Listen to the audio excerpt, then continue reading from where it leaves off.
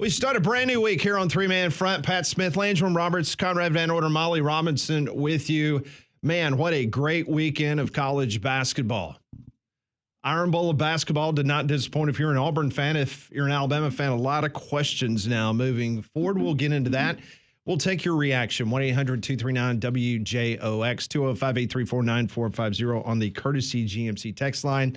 Sanford and UAB, big wins over the weekend for those two schools. But we start in Tuscaloosa, 94-85, and Auburn set the tone early, Landrum, with that 9-0 lead to begin with. Some big three-pointers.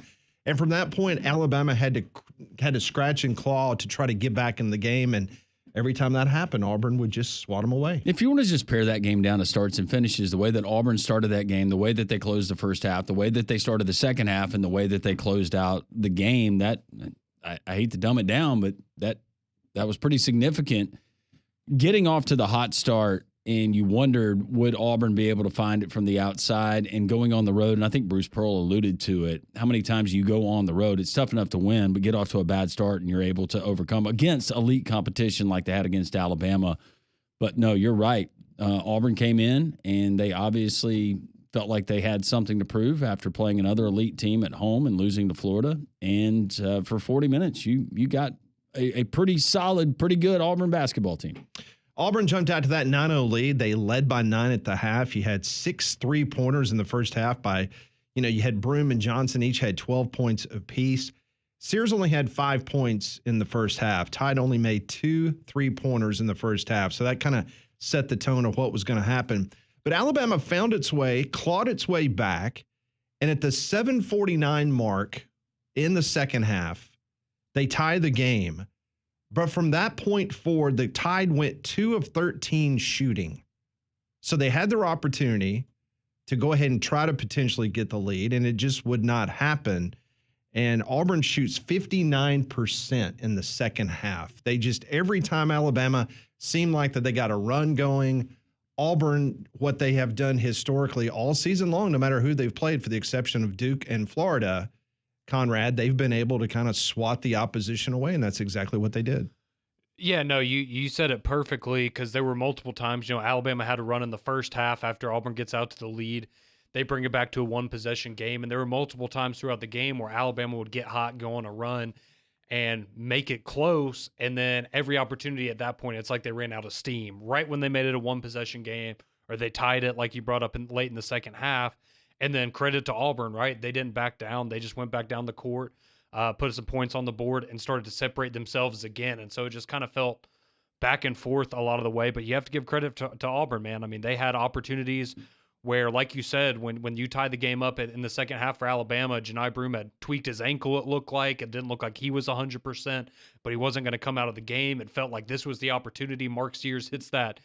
Yeah, it felt like he had that three from the baseline, just about a huge three, and it felt like all the momentum started to shift back, and the next thing you knew, Auburn was just doing their thing again and had built up another lead.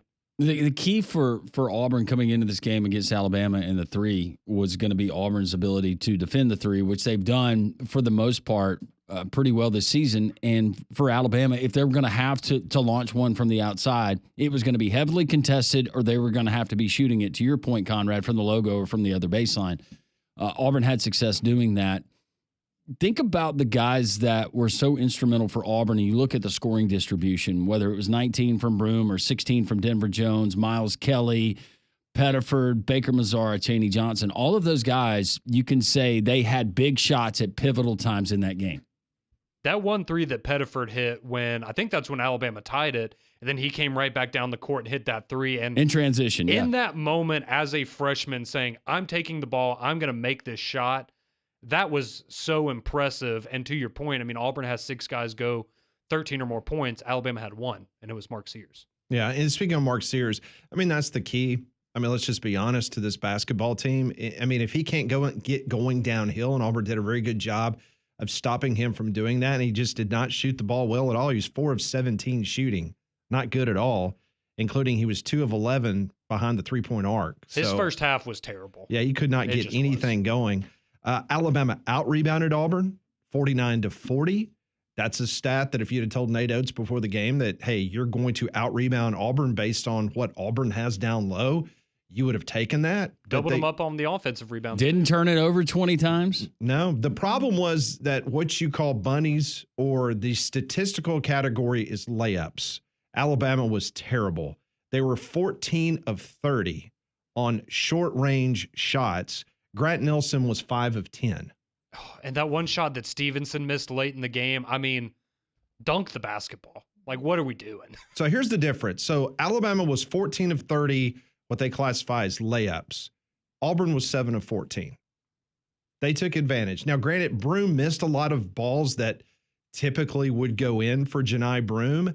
And so when those weren't going in, if you're an Alabama fan, you're thinking, okay, that's what needs to happen for us to have a chance to win this game. But for you to miss 16, what is classified as layups, and Grant Nelson, one of your bigs, goes 5 of 10, that's a recipe for a loss. And finishing at the basket, and that's something that Auburn has had problems with at times. But going back to big shots at big times, whether it was Pettiford and the and one and kind of falling out of bounds, I'm thinking that was the play, but also Chad Baker-Mazara and going baseline and kissing one high off the glass. They were able to do that. I thought that Janai Broome played within himself and having the 2 big threes early, but he wasn't trying to do too much. And the distribution and Auburn being dialed in and finding open teammates and getting some of those easy looks, that was key, and being able to knock them down. Here's what Bruce Pearl had to say on the Auburn Network right here on Jocks 94.5 postgame. You know, they had to miss some shots, and we had to make some shots to have that sucker happen. But, you know, I'm happy for the Auburn family, you know, but I just reminded everybody it is you know, it's February, right. And obviously Arkansas comes in Wednesday, so I'm shifting gears pretty quick. Big win for Auburn. He also brought up how important Denver Jones was. Denver Jones, he had 18 points. He had 3 3-pointers in the game. But the defensive job that he did on Mark Sears, that was the key, in my opinion. That was bigger than his 18 points. This is what Bruce Pearl had to say about Denver Jones postgame. Denver Jones was sitting right here. I would appreciate you folks in the media. And I don't know when Denver Jones is going to finally, somebody's going to, in the media is going to talk about him being one of the best defensive players in college basketball. And we'll do the research for you. If you look at his matchups night in and night out, I mean, Mark Sears is one of the best players in college basketball, period. And not that he did it by himself, but he did a great job on Mark. Made his catches tough, stayed down, stayed with him in the basket. How do you stay in front of Mark Sears? Hardly anybody can. Denver Jones did. And nobody talks about it. He doesn't have enough block shots, or he doesn't have enough steals. He's one of the best defenders in college basketball. He needs to be on the Naismith all-defensive team.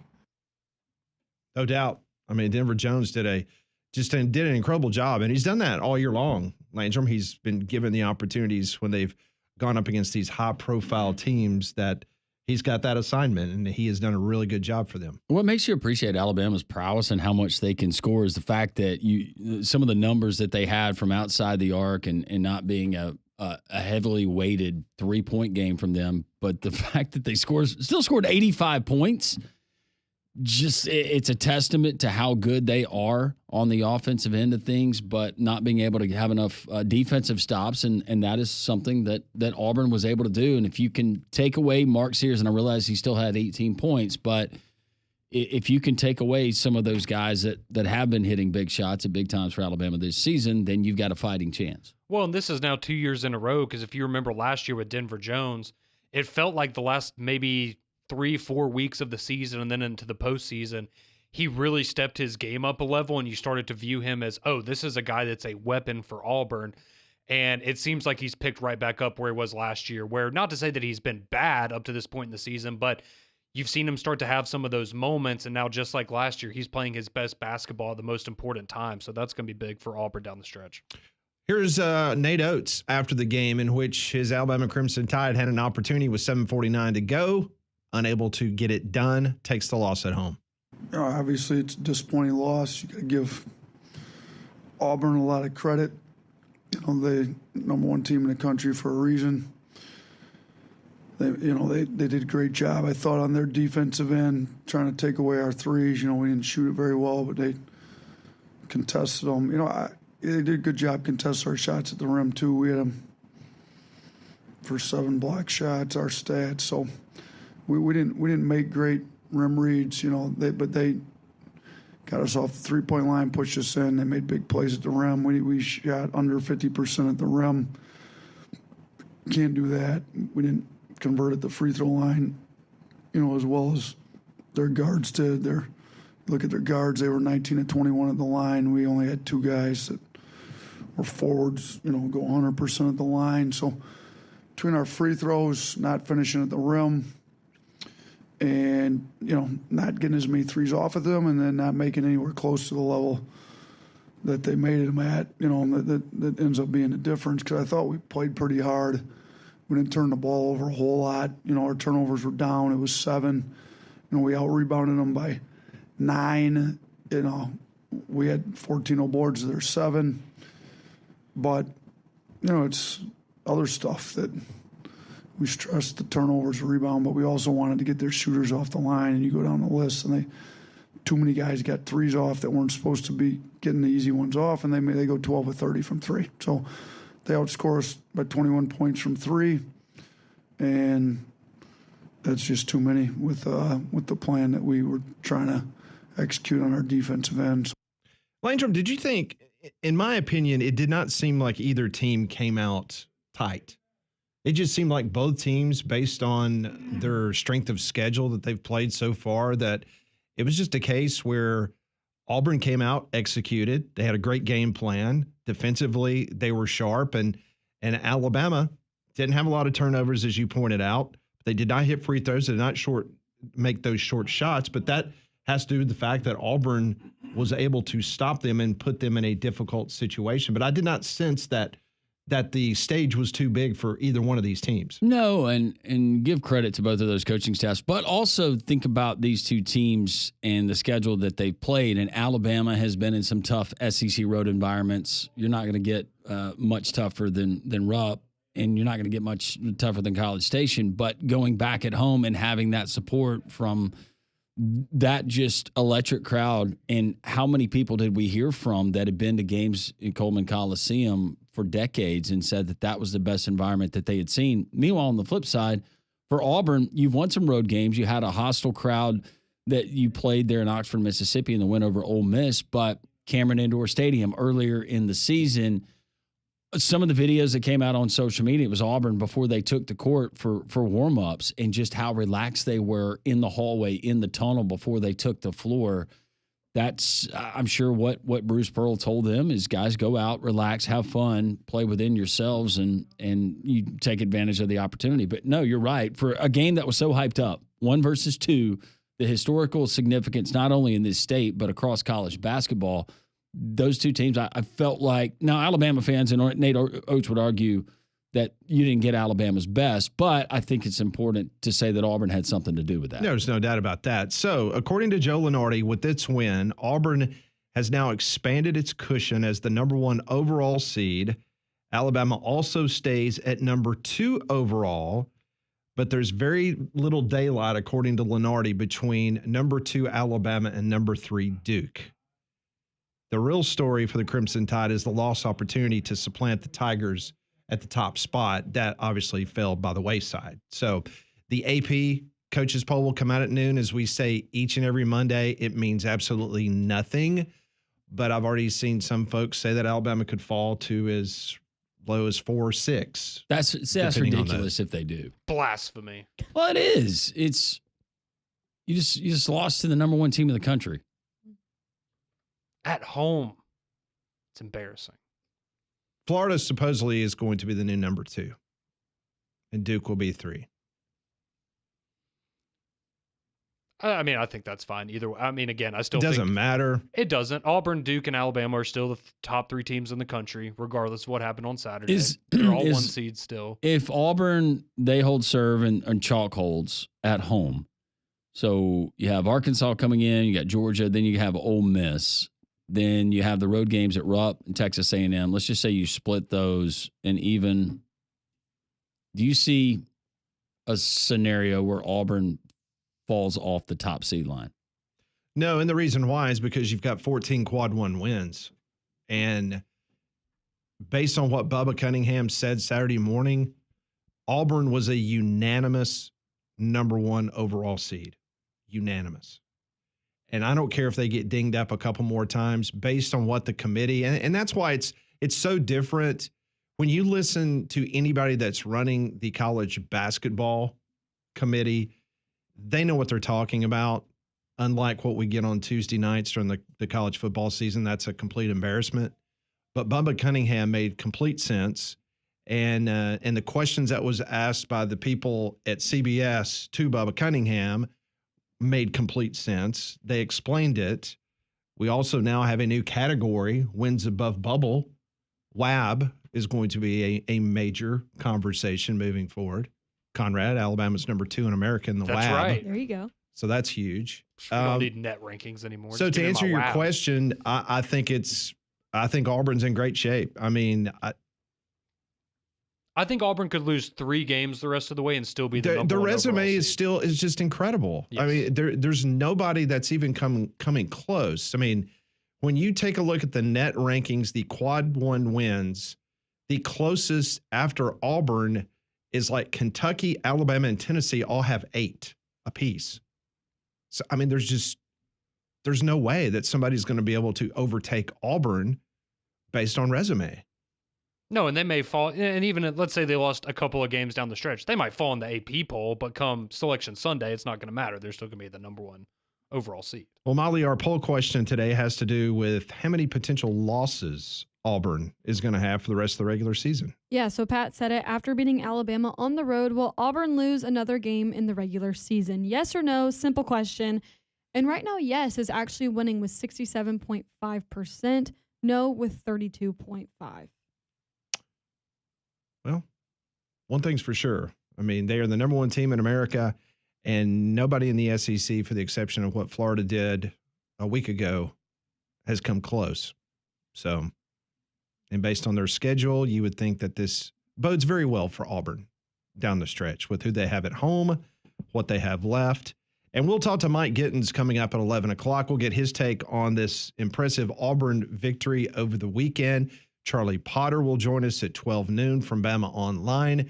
We'll get the Bama side of things because it does not get any easier for Alabama. They've got to go to Como on Wednesday. When we come back on 3-Man Front, we'll break down the rest of the SEC from the weekend. Big win by UAB yesterday against South Florida. Samford back in the mix potentially for the top seed in the SoCon. All that on a Reaction Monday on Jocks 94.5.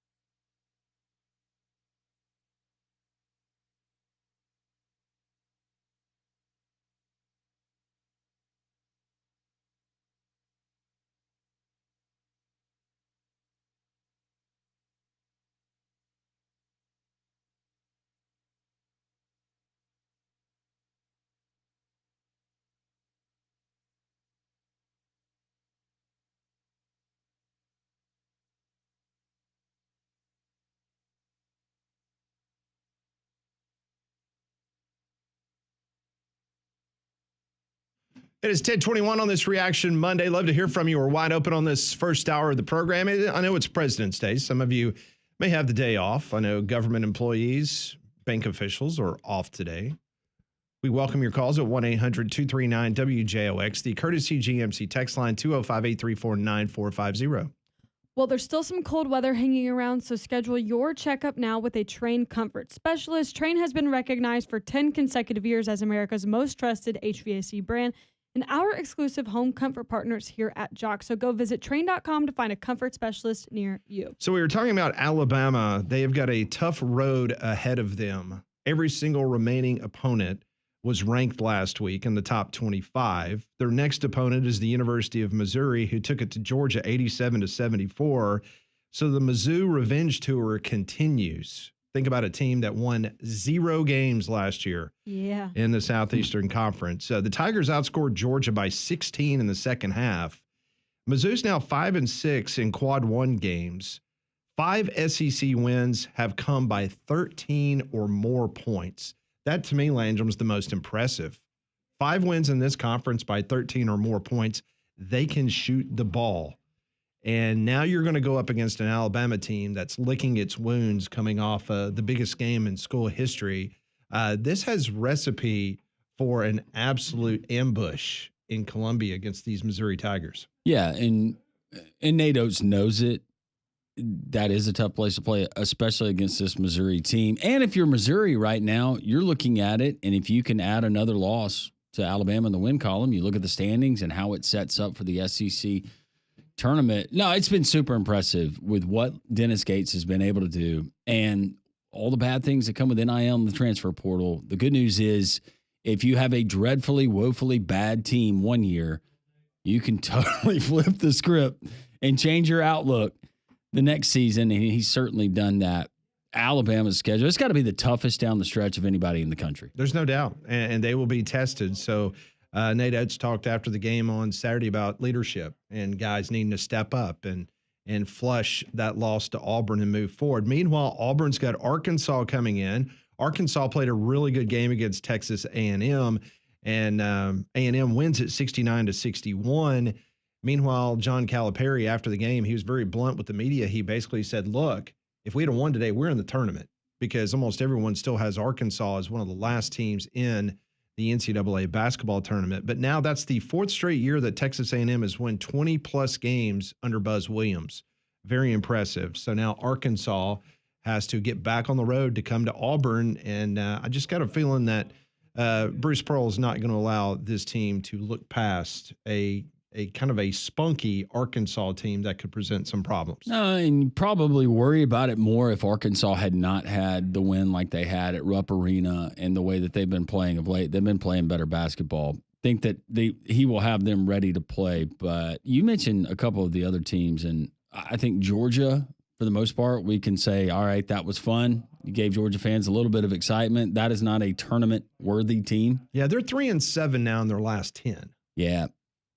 Just not enough offense. They play hard. They'll D you up. They'll make things ugly, especially when they play at home. But not enough offense there. And then Oklahoma. I know he got a contract extension.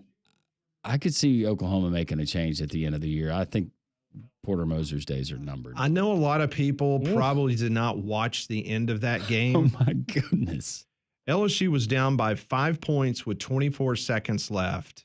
They score the final 8 points of the game. They win the game. It was only their second win in conference play. Oklahoma now falls to 3-9 in the SEC. But I go back to what Landrum just talked about. Porter Moser, that had a Final Four team at Loyola Chicago. They also had a Sweet 16 team. He is now 23-43 in conference play as the head coach of Oklahoma. 20 games under 500 from the Big 12 and now the Southeastern Conference. If Oklahoma fails to reach the NCAA tournament, it will be the first time since 1975 through 1978 that Oklahoma has gone 4 straight years and not making the NCAA basketball tournament. Was it worth it to win that regular season game in football against Alabama? The price we pay. So you put the curse on them as you were walking out of the stadium? That's absolutely right. I actually did it 4 years ago. It's just coming to fruition now. Yeah, but I agree with Landrum. I mean, they're going to have to ask some serious questions, especially now they're in the SEC. Yeah, if you were not in the SEC and say you're a part of the ACC, which would make this record even worse, but your record wouldn't be probably what it is if you were playing in that league. But the SEC is just so strong. And if you're Oklahoma from an overall athletic department, Joe Castiglione, their athletic director, okay, you're looking at football. Going, okay, well, Venables, he's got to get it right this year. Looking at your basketball program, underperforming. There was a lot of excitement in the non-conference leading up with the record and how they had played to that point. They're getting your lunch handed to you. But losing to that LSU team at home, the way that they lost it in the final 20-plus seconds. That was bad. And you could see the fan reaction from the stands. That was, even not being a fan of either one of those teams watching it, it made you want to throw up. Well, and the problem for Oklahoma is, let's look at Arkansas. They've had a disappointing year, right? Their record isn't what we thought it would be or what they hoped it would be. But you have a marquee win, right? You win and you beat Kentucky in that return trip. You have something to hang your hat on and kind of the cherry on top of a resume. If you're Oklahoma, you just don't really have that game. That's the thing in SEC play is, sure, they've beaten some bad teams, but you don't have that upset win that you can kind of hang your hat on of a Kentucky or a Tennessee or a, Alabama or Auburn. No, and other games in the SEC, Florida smacked South Carolina around. Carolina now 0-12. They play LSU on tomorrow night, so that will be so they'll be top 25 next year because they'll do what Missouri is, and they'll be correct. Right in the thick of it. That'll hurt Shane Beamer in the football program. Yeah. It was a big win for Texas over Kentucky, 82-78. Texas freshman Trey Johnson, 32 points, 9 rebounds.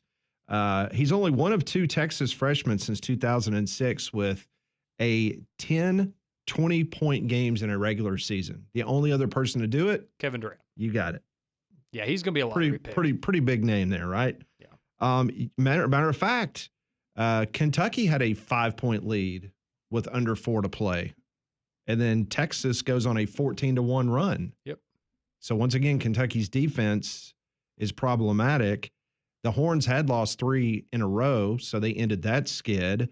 So now Kentucky's back to 500, and they got Vandy this week. So, Kentucky's trying to get a little momentum. And then, of course, we got to talk about the Egg Bowl of basketball. Sorry, Pat. The Iron Bowl. Pat. So Mississippi State, they sweep Ole Miss this season. Chris Jans is now 5-1 against Ole Miss. Wow. It's pretty good. So you want to talk about going up against your rival and smacking them around? Well, Chris Jans has done that to the Rebels. Bulldogs now 4-2 in SEC road games. Another reason why you see Mississippi State, continuing to climb up a lot of people's bracketology. Ole Miss now 19-7, 8-5 in the SEC, but that's got to get under Chris Beard's crawl. Chris Jans coming in there. Maybe Chris Beard did. Worried about other things. Maybe worried about that job in Indiana. Maybe so. You just hate seeing him choke.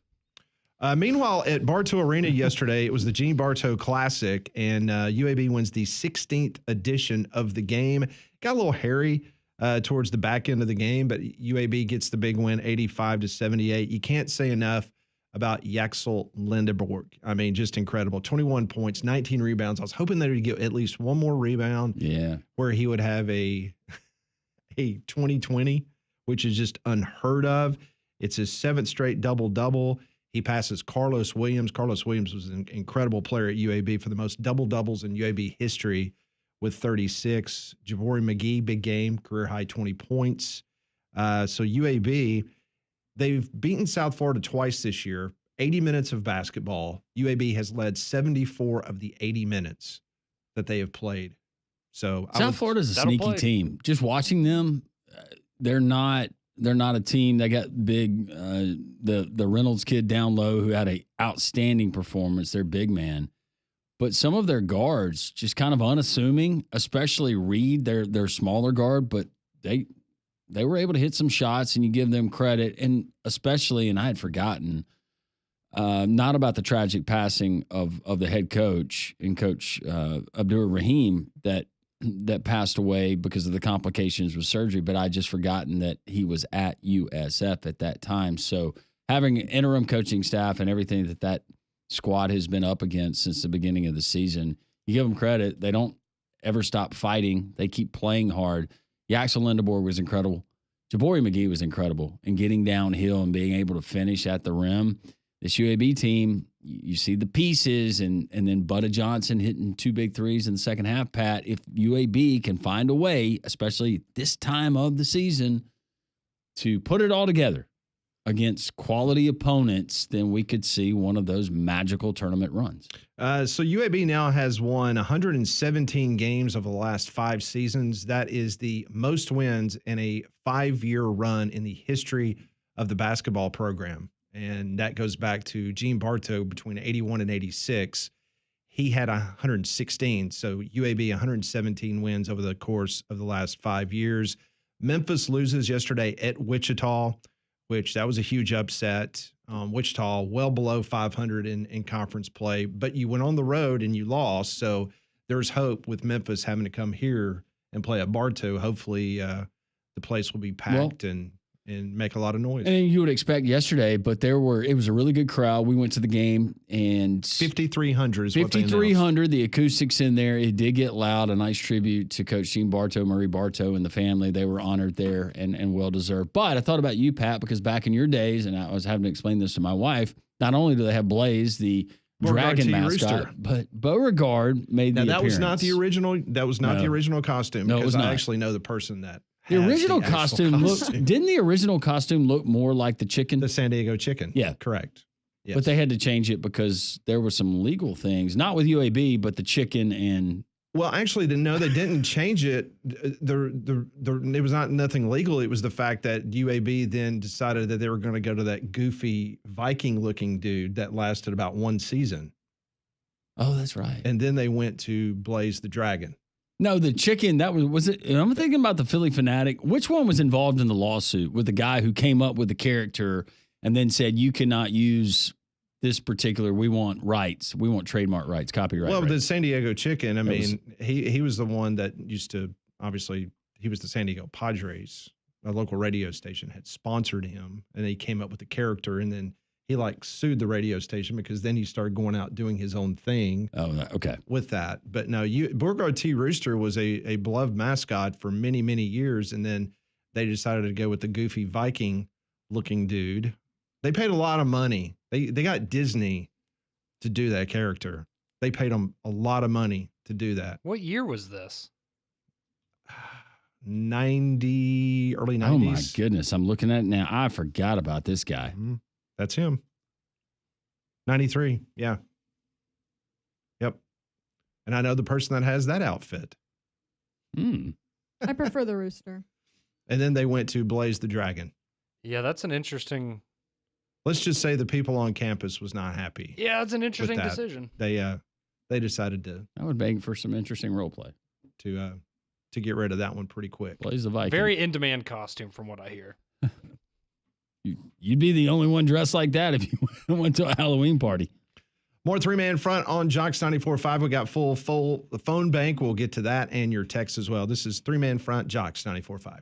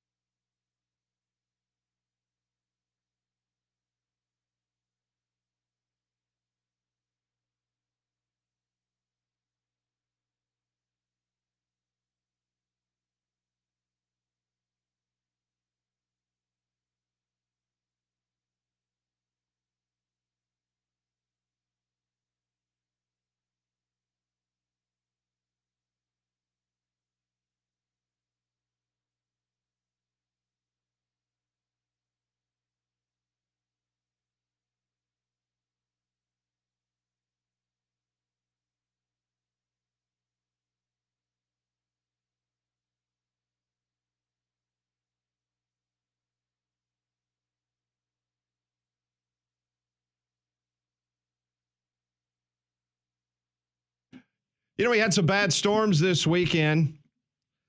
Fortunately, I did not have anything go down on my property around my house. But you know what? Golston Tree Service, they were busy this weekend. They were down in Alexander City. They were at Lake Martin dealing with a lot of trees down. Also, they got a big crew, a couple crews in Birmingham dealing with some stuff. I was checking in with them this morning. They can help you if you've got any problems. 205-337-4018. Over 35 years of knowing what needs to be done around your house. They've got a certified arborist. They can help you immediately. Take advantage of them. Call them at 205-337-4018. Like I said, they are out and about. They are helping so many people right now that's got some damage to their homes and to their property because of these heavy storms that came through here late Saturday into Sunday. Golston Tree Service, 205-337-4018. As promised here on Reaction Monday, we invite your phone calls, 800-239-WJOX. You want to talk IBOB, UAB from yesterday. We'll continue the conversation first with David. David, welcome in. Hey, guys. How's it going? We're doing well. Hope you are. I'm doing great. So the costume y'all talking about, Beauregard T. Rooster, it's kind of interesting how he got started. It was the cheer sponsor's husband who had this costume. He made costumes every year, and he made it that particular year for Halloween and wore it to show his wife, and Gene Bartow saw it, and they had this little pink-looking thing that was kind of supposed to be a dragon that scared kids. And the kids were flocking around this big chicken. And so Coach Bartow went over and asked him, said, "Who are you?" And he answered back, "Beauregard T. Rooster." And so he said, "Well, can you come to the games? The kids like you." And so he came as a side chick to the mascot that they had.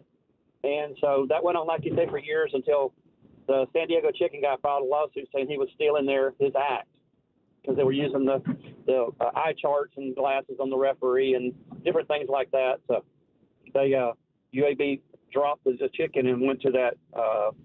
I look like probably Mayor McCheese, the Viking, big-headed Viking guy. But anyway, they did that for a year, and then they were able to buy the rights to the dragon and decided to go with the dragons. But I made that costume you saw last night at the game. A friend of mine named Sabrina and I, she sews and I create. So we created that costume, and we kind of combined the three different iterations of Beauregard. Kind of the costume got wore out, and some students made another one that wasn't quite good, and it went for a season. And somebody made another one that was a little better, kind of like the original. And so I just kind of combined them all three into one costume. And every year he comes out the Bartow Classic in the last 5 minutes of the game, and the kids just flock. I mean, I bet 500 pictures got taken last night of kids with Beauregard. No, yeah, I was there at the game, and exactly as you just said, David, it was all of the kids. They certainly got excited, and it was just neat, the nostalgia of it all, because my wife, she grew up here in the state of Alabama. She didn't grow up here in Birmingham and following UAB. And I would go to a lot of those games and just explaining to her some of the history and it all kind of tied back into Gene Bartow and everything that he built, not only with UAB basketball, but the UAB athletics program. Oh, yeah. Fantastic man. One of the nicest, kindest people I've ever met in my life, Coach Bartow. Absolutely. David, thank you for the phone call. We appreciate it. Go Blazers. All right. Go Blazers. Thanks, David. 800-239-WJOX. As we continue with your phone calls, a lot of you want to chime in. Go ahead. No, I was just going to tell you that during the, there was a controversy with the Norse-looking UAB mascot. It became a hot topic on Rush Limbaugh's radio show during that time frame because it was a big story around campus because there were certain groups on campus that vehemently opposed that mascot and maybe some of the just the way the mascot looked. And let's just say that there were certain groups that found it troublesome. So another reason why they got rid of it. Kind of got like one of those, I don't know, would you say kind of like a Norse god, a little bit of a flair to it? There's some flair. There's some flair, kind of flamboyant. Mm-hmm. And so that was one of the major topics. And the reason I know this is because I was still a student there, and I had fraternity brothers that was involved in the program and around the mascots and things of that nature. And I did one of my major broadcast projects on the controversy of that mascot. So I kind of know a little bit about the ins and outs. Did you do a song parody? I did not do a song parody, but I did a hard edge, about 15-minute report on the mascots and the history. So yeah, know a little bit about it. We'll continue with your phone calls. Let's go to Tony. He's in Lincoln. Tony, welcome in. Hey, guys. Good morning. Morning, Tony. Those Gene Bartow teams were really great teams to watch back in the day. And, of course, I'm pretty old, but I remember they had some great ball players, exciting games, and I really did love I still like UAB basketball. They're always real competitive. But I just want to say, man, congratulations to Auburn on their win over Alabama. And, you know, you said something about the kids getting excited about the mascot at UAB. That's one reason that I really wish that at least in the Southeastern Conference, that our coaches and our athletic department would emphasize to the student body that there is no need for vulgarity toward the fans of the opposing team. I took my grandson to LSU, and for about 5 minutes, the LSU student body said, F you, Auburn. They did the same thing at Alabama, and I understand they were just mad because their team's getting beat. But, you know, it sort of puts a damper on the fun of the atmosphere and the excitement of the game. But it was a great game for Auburn. Janai Broome looked like Superman after he got hurt, and Dylan Cardwell fouled out. He really came in and did a great job for Auburn. And all I'll say is War Eagle. Thank you for the phone call. I agree with what Tony said about it. Yeah.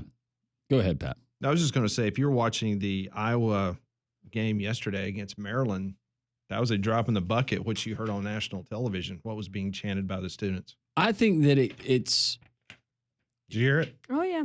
If you can be clever in some of your chants, I think that goes a lot further than just vulgarity. And I'm not pointing at Alabama. That's across college athletics, because you do have people there that are not in support. They might be wearing crimson, and they brought their grandson to the game, and they don't want to hear it. I thought Brian Snicker, the manager of the Braves, said it best when he asked Braves fans. He said, I'm sitting there in the dugout, and I know that my grandkids are sitting 3 rows up behind the dugout. Please don't use those words. I thought they were saying push it. Is that what they were saying? I thought that's what they were saying. We'll continue with your phone calls. Let's go to Dave in Hoover. Hey, Dave. Good morning. Morning. I was kind of follow up on the previous gentleman's call, but I've got a question. I realize the demographics here, but you know, Alabama has 6 more games left, and they're all pretty tough. And of course, now the coach has called out specific players. What's the possibility of dropping a couple more games and losing the fans for sale signs in his yard, whatnot? But back to the other, I thought, jokingly, I thought they were saying luck to Auburn. I knew better, but and I posted that a couple of times. I have grandkids as well, and it's always discouraging to hear that stuff, you know, if you're taking kids to the game. And sometimes people don't take kids to the game because of that behavior. So, but what are your thoughts on the possibility of, you know, say Missouri and Tennessee and Florida, and then Auburn once more takes Alabama to the woodshed, and you see that as possible? Yeah, I think it is. I don't know how it's possible. I don't know how probable it is. I can't see Alabama losing 3 of the 4, but Alabama finishing 4 and 2 down the stretch, I think that's a real possibility. I would put that more than just average as far as chances of that happening. Yeah, I don't see them winning at Neville, and probably not against Florida or Tennessee. But they better be ready Wednesday night. Exactly, and that, you know, Missouri would like to open up a can of whoop on them. So and not that I would be upset about that, but I just think, it seems like they're almost at the point of desperation when we start calling out specific players. I know this fall when Coach Freeze called out some specific players that you guys were appalled by that, but just an observation. Thank you for the phone call. We appreciate you, Dave. We'll continue with your phone calls, 800-239-WJOX. The text line is open as well, 205-834-9450. Reaction Monday, President's Day edition, three-man front, and Jocks, 94.5.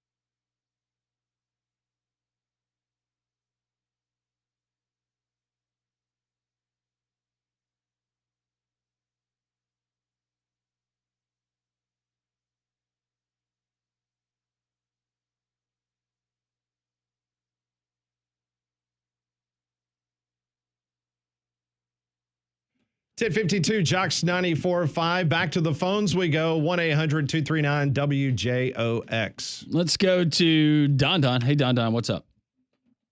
Good morning, guys. War Eagle. Morning.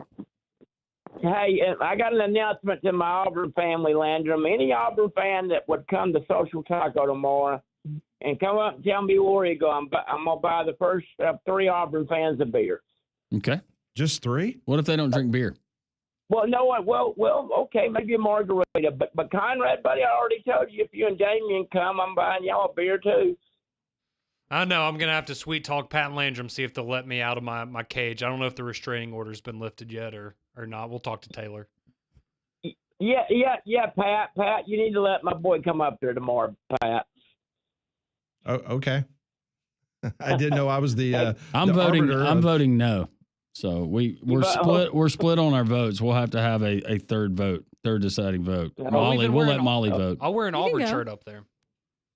If Oh, we you can don't- film you Conrad, saying War Eagle, Conrad, I'm I'm all not for making it. you do that. Yeah, I think it's a not good worth time it. for him to eat the stinky fish. On the There you taco go. terrace. Not in the terrace, no. Yeah, come on, Don. You can sit right next to me. It'll be great. we'll let you put it in a corn tortilla. No, yeah, Oh, we'll okay. let you do that. We'll let you do that outside on the patio, okay? Okay. Everything. But hey, Pat, I need your help on something, buddy. I know you guys saw this, and it's the talk of the day on Facebook and social media. The girl that got into it with CBM, you do know that she's a Thompson Tractor, right? I am aware of that. Everything, and I'm hearing that Thompson Tractor this morning is having to shut their all their social media pages down because they're getting hammered. Why? Why should they shut them down? I'll give you one guess. The Auburn people ain't happy with them. Why? Is that the first time that anybody at a basketball or football game has acted like a fool? No, I do that all the time, Pat. Y'all know that. Okay, well, I'm saying, I mean, so should like your employer be shut down because you act the way No. you act towards Alabama people But sometimes? But I think the Alabama people went down there and put them somewhere else after that happened. But no, but what happened? No, I know what happened. I saw a million clips of what happened. I'm not Okay, well, I'm not the pro- defending anybody. I'm just saying I've seen it. What's your point? I'm just throwing a little barb at Alabama. No, Pat, all I'm saying. that's fine. I'm not defending it. I'm just saying, but you called, so what is your point to this conversation? That's all I'm asking. But, Should Thompson Tractor be like protested and not No. allowed ever to like step foot in Auburn again? Like what do you want to have happen? That's what I'm curious. Nothing. I'm just messing with everybody. Okay. But let's talk about the game. I need to shut up about that. Okay. Okay. Good idea. Denver. Thanks, buddy. Denver Jones does not get enough credit about how he plays himself. He actually blocked one of Sears' 3-pointers. He's a great defender. And plus, didn't he score like 18 points too? It was not quite 18. I don't believe. I'd have to go and pull Who the stats. are It you was close. asking about? 16. Denver Jones. He had 18 points. He had 18. So He was 3 of 5 from 3-point. Okay, and I think we had 6 guys. no, he had 16. We had 6 guys with 13 or more points, right? That's correct. Yes, he had 16. Broom had 19. Kelly had 15. Baker Mazzara had 15. And Pettiford had 13. And Chaney Johnson had 14. Okay. Well, also too going on to the Beauregard T. Rooster. That was the mascot when I was in my fraternity in the early '80s too, and I also had 2 fraternity brothers of mine that were Beauregard. Don, thank you for the phone call. We'll see you tomorrow. Robert from Greenville, you can hang on, hang out. We do have Mike Giddens, the Auburn side of things. We'll get his thoughts on Saturday's IBOB, the outlook on the rest of the schedule. As we continue the President's Day edition of 3-Man Front, glad you're watching on YouTube on Jocks TV. Those of you listening in Montgomery on Jocks 2, 740. And also up in North Alabama on the 3-Man Front as we continue Reaction Monday. Jocks 94.5, JocksFM.com, the Jocks 94.5 app, and wherever you find people stream.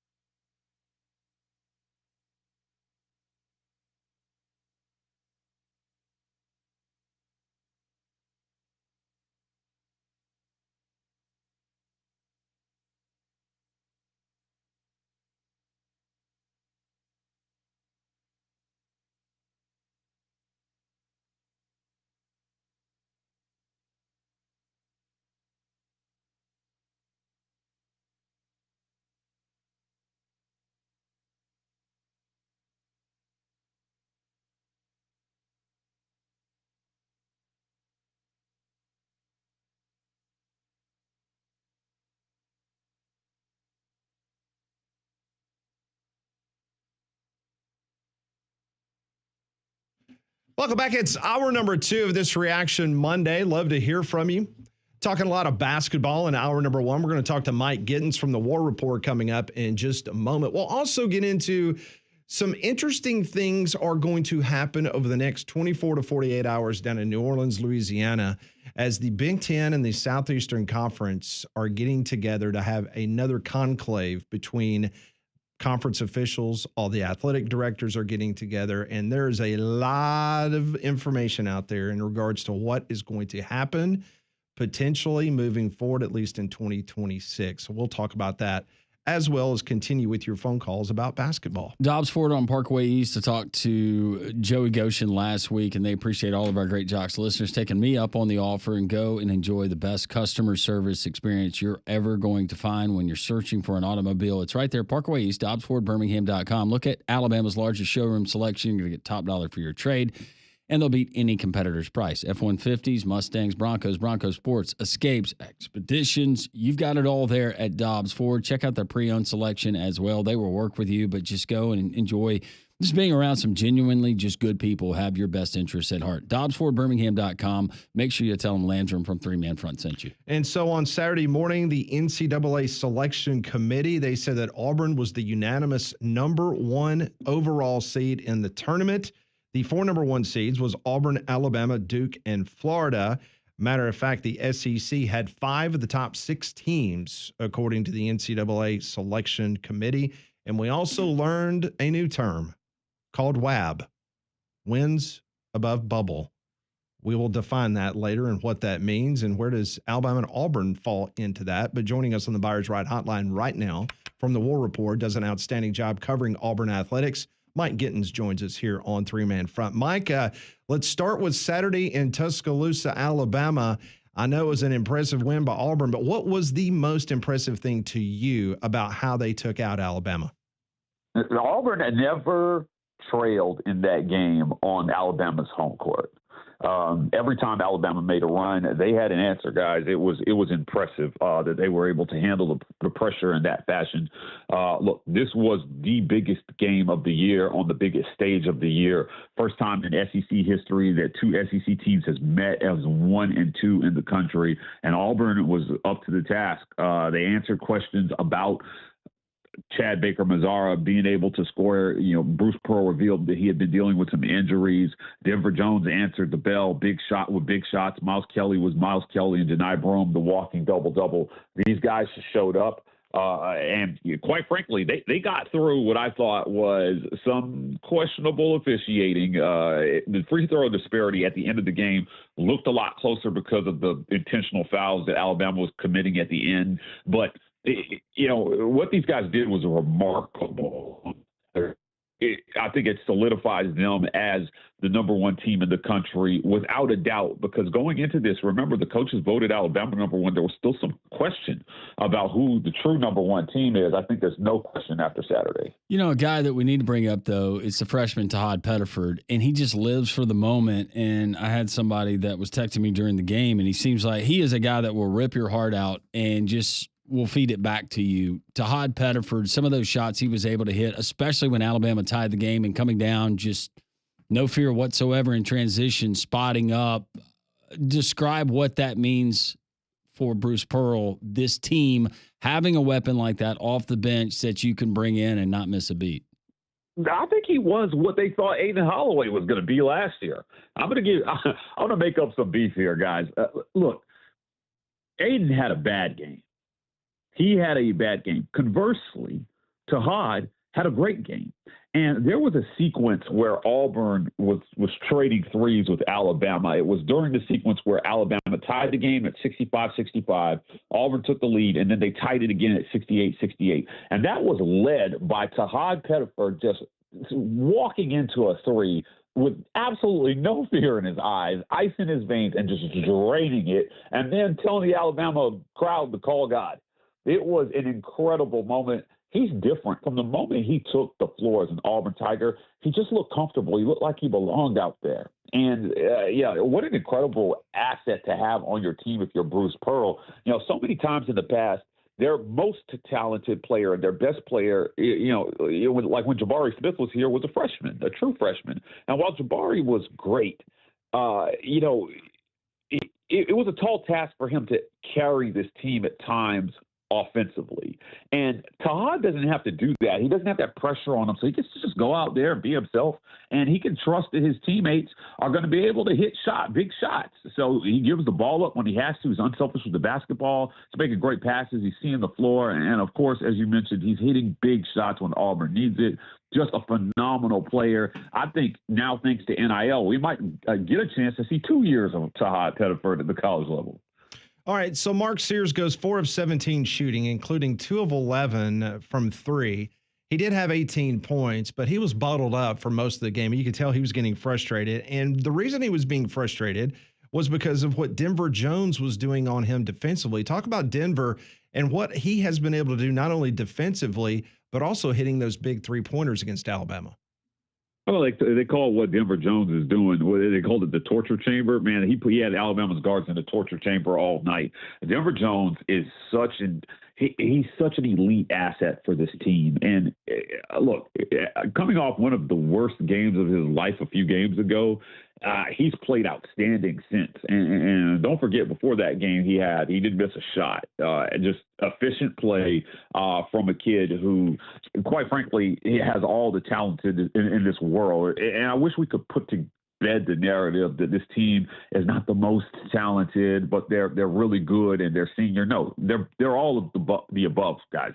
They're talented. They've got a senior mentality. They've got a killer instinct, and they're winners.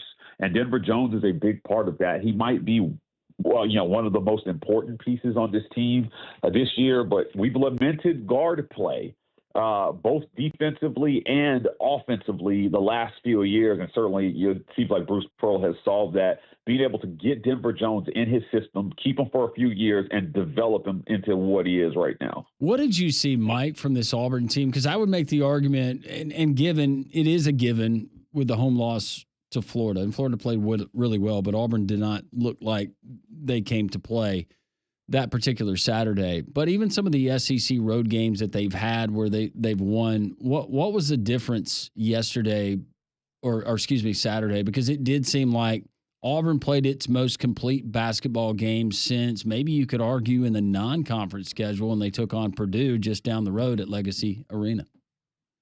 Yeah, I think the difference is some of the other games we've had kind of like undisclosed things going on. Chad Baker-Mazara had a stretch over 2 games where he was like 2 for 12, didn't hit a shot in one of those games. And he's an important piece. We learned against Yale in the tournament last year what an important piece he is to what this team is trying to do. But look, at the end of the day, this comes down to they're just hitting shots, and they've got big time shot makers, and they've got like 5 of them. 6 Auburn Tigers scored in double figures. So whenever the scoring load falls too much to one area, and some of the losses against Janai Broome is a walking double-double. But going up against Alabama, this was going to be about whether they could score with the Tide. Look, Alabama shot 39% from the field and still put up 85 points in this game. That and the rematch, if you're an Auburn fan, that should concern you. To giving up 85 points offensively. Now, they went to the free throw line quite a bit in this one. But, looking back on it, if you're Auburn, it comes down to being able to score at a high level, which, they've been able to play any kind of game that teams want to play. If you want to play a high-scoring game, they can do that. They can shoot it out with the best of them. If you want to play a low, slow, grinded-out game like Tennessee had, they've proven they can win that kind of game too. And I'm not sure the former was true in years past. Like, could they win a shootout with you? I'm not sure they could do that. We've always known they've been good defensively, but being able to score at this level and have so many high-level scores has been pretty incredible to watch.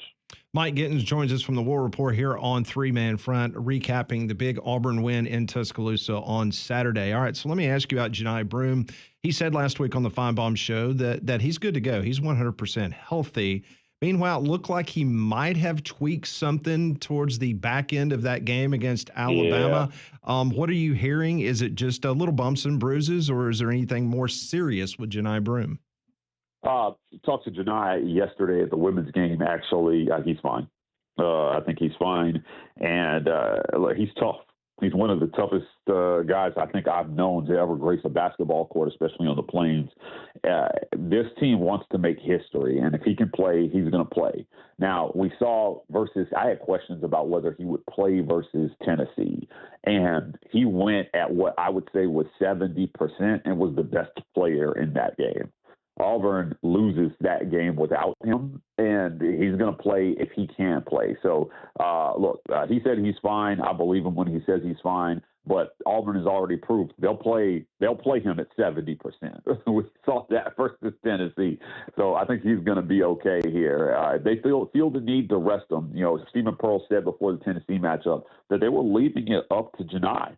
And if he feels like he can go, they're going to listen to the doctors, but they're going to give Janai the last word. And when you have a super senior like Janai, you put the trust and the faith in him that he will do what's in not only his best interest, but the team's best interest long term. Because the goal this year is championship. That's it. It's make it to San Antonio, get to the Final Four, and have another shot at this thing like they did in 2019, and they need Janai Broome to get there. So Janai knows it. Auburn knows it. I think Janai is going to make the responsible decision, but right now all indications is he's just fine. Mike, you mentioned making history from a historical perspective, and they haven't won any championships yet, but their resume and what it looks like now, what it could potentially look like after the next 6 games, as far as the quality of opponents and the gauntlet that they have played, where does that rank in college basketball for you? And at least recent memory, but you could go further back than that.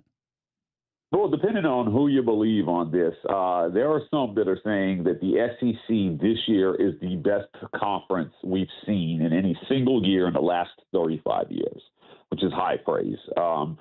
Subsequently, I think the ACC is the worst conference in college basketball today, and it's shocking. It's shocking how bad they are as a conference. But if you're looking at 11 to maybe 13 teams making the NCAA tournament, that's crazy. Auburn still has I think like 4 or 5 quad one opportunities still left on this schedule. Now, to put that in perspective, 2022-2023, Kansas had 16 quad one wins at the end of it all, but they had 17 quad ones at the end of the regular season. So they've got a good opportunity here to surpass that by the end of this season. So finishing with 18 quad one wins is not only historic, it's unprecedented.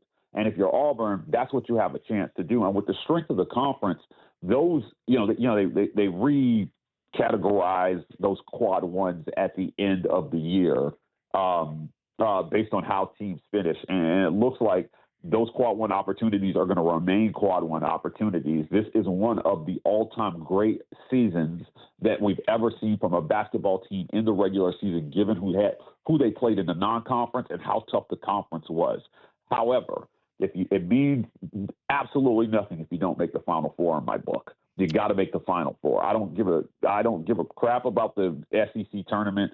The committee has shown us that they don't care what you do in that tournament, unless you are not going to make it and you win the whole thing. But other than getting an automatic qualifier, if you're Auburn, the goal is number 1 overall seed, and make the Final Four and win a championship. Because what does all this mean? Oh, you had a great historic regular season. Okay, great. I think that I think if there is an undisputed winner of the SEC regular season championship, that team, no matter who it is, whether it's Auburn or Alabama or Florida, it looks like those are the front runners right now, should be the number 1 overall seed in the NCAA tournament. All right, Mike, before we let you go, I got to ask you, because you were in attendance yesterday as a record-setting performance once again by Michaela Blakes. Tell us what you saw yesterday, because she went off for 55 points in the win over Auburn. Yeah, 23 of 24 from the free throw line. I don't know that in men's or women's basketball that I've ever seen anything like that. That was absolutely wild what she was able to do yesterday. She single-handedly kept Vanderbilt in it. And then, Auburn made sloppy mistakes down the end. The foul against her shooting the three to tie it's just unacceptable. Marshawn Bostic, is consistently in position to make critical errors from a foul standpoint at the ends of games. Auburn is extremely talented at the one deep, but this team is missing, I think, smart point guard play at times, and they paid the price for not being able to have an answer for Michaela Blake. So she's a freshman. She's a true freshman. So it's a bright future ahead of her, certainly. But what a weapon it was. I think that women's basketball is on the rise. It's such a growth market. What Caitlin Clark and Angel Reese gave us last year, and now these girls coming up, Paige Beckers, Juju Watkins, girls like Michaela Blake, Deanna Gaston, even for Auburn, is the 7th best scorer in the country right now, and she plays for Auburn. It's crazy to think she may have been buried on the depth chart at Texas if she had stayed there and not transferred to Auburn. We're seeing something special, I think, happen in women's basketball right now. But being able to witness what Michaela Blake was able to do last night was something special to be able to say you were there for, albeit in a loss for the Tigers. Not to mention the fact that she played every single second of the game.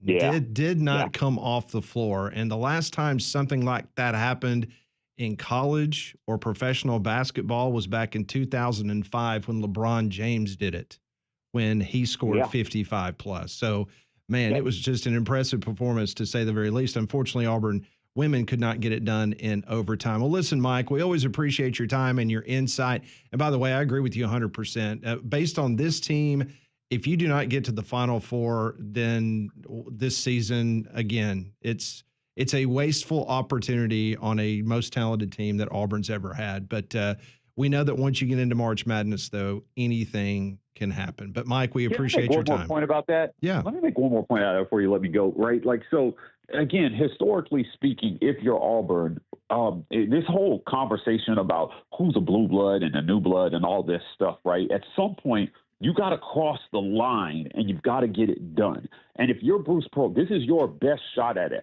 I still believe if Chuma Okeke never gets hurt, that 2018-2019 team is national champions based on what we saw from the other teams. But injuries happen and you've got to deal with it. And Auburn is uniquely prepared for a key injury this year. I think they're deeper than that team was, and I think they're deeper than any team in college basketball. History remembers champions, and you've got to find a way to become a champion this year. I think this is Bruce Pearl's best shot at it. He might not have a better shot at a championship in all of his career as a college coach than he has this year. And credit to him, he built this brick by brick from the ground up. He went to D2 to get the Denver Joneses and Chaney Johnsons, and he built this thing in an unconventional manner, and it worked. So now you got to get it done and show people that formula works. I love what they're doing in the regular season, but the goal has to be championship. It can no longer be, okay, we had a great season and we're in the conversation. No, get it done this year. All right, Mike, we always appreciate it, man. Look forward to our next visit as the season goes rolling along for the Auburn Tigers. We appreciate it very much.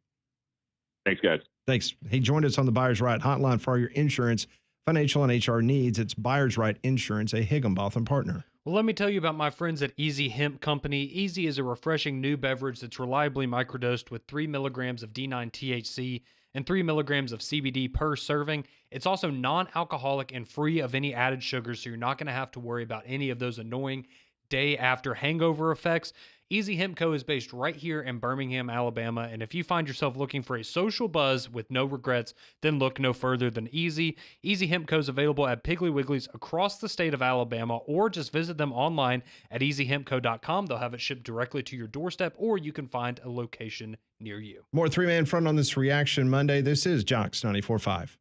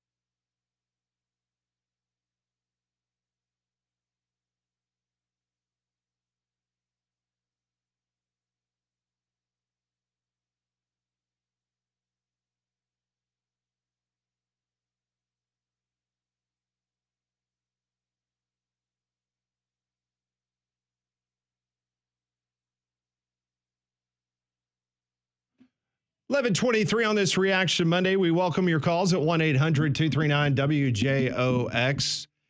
The Courtesy GMC text line, 205-834-9450. We talked about the Saturday morning announcement by the NCAA.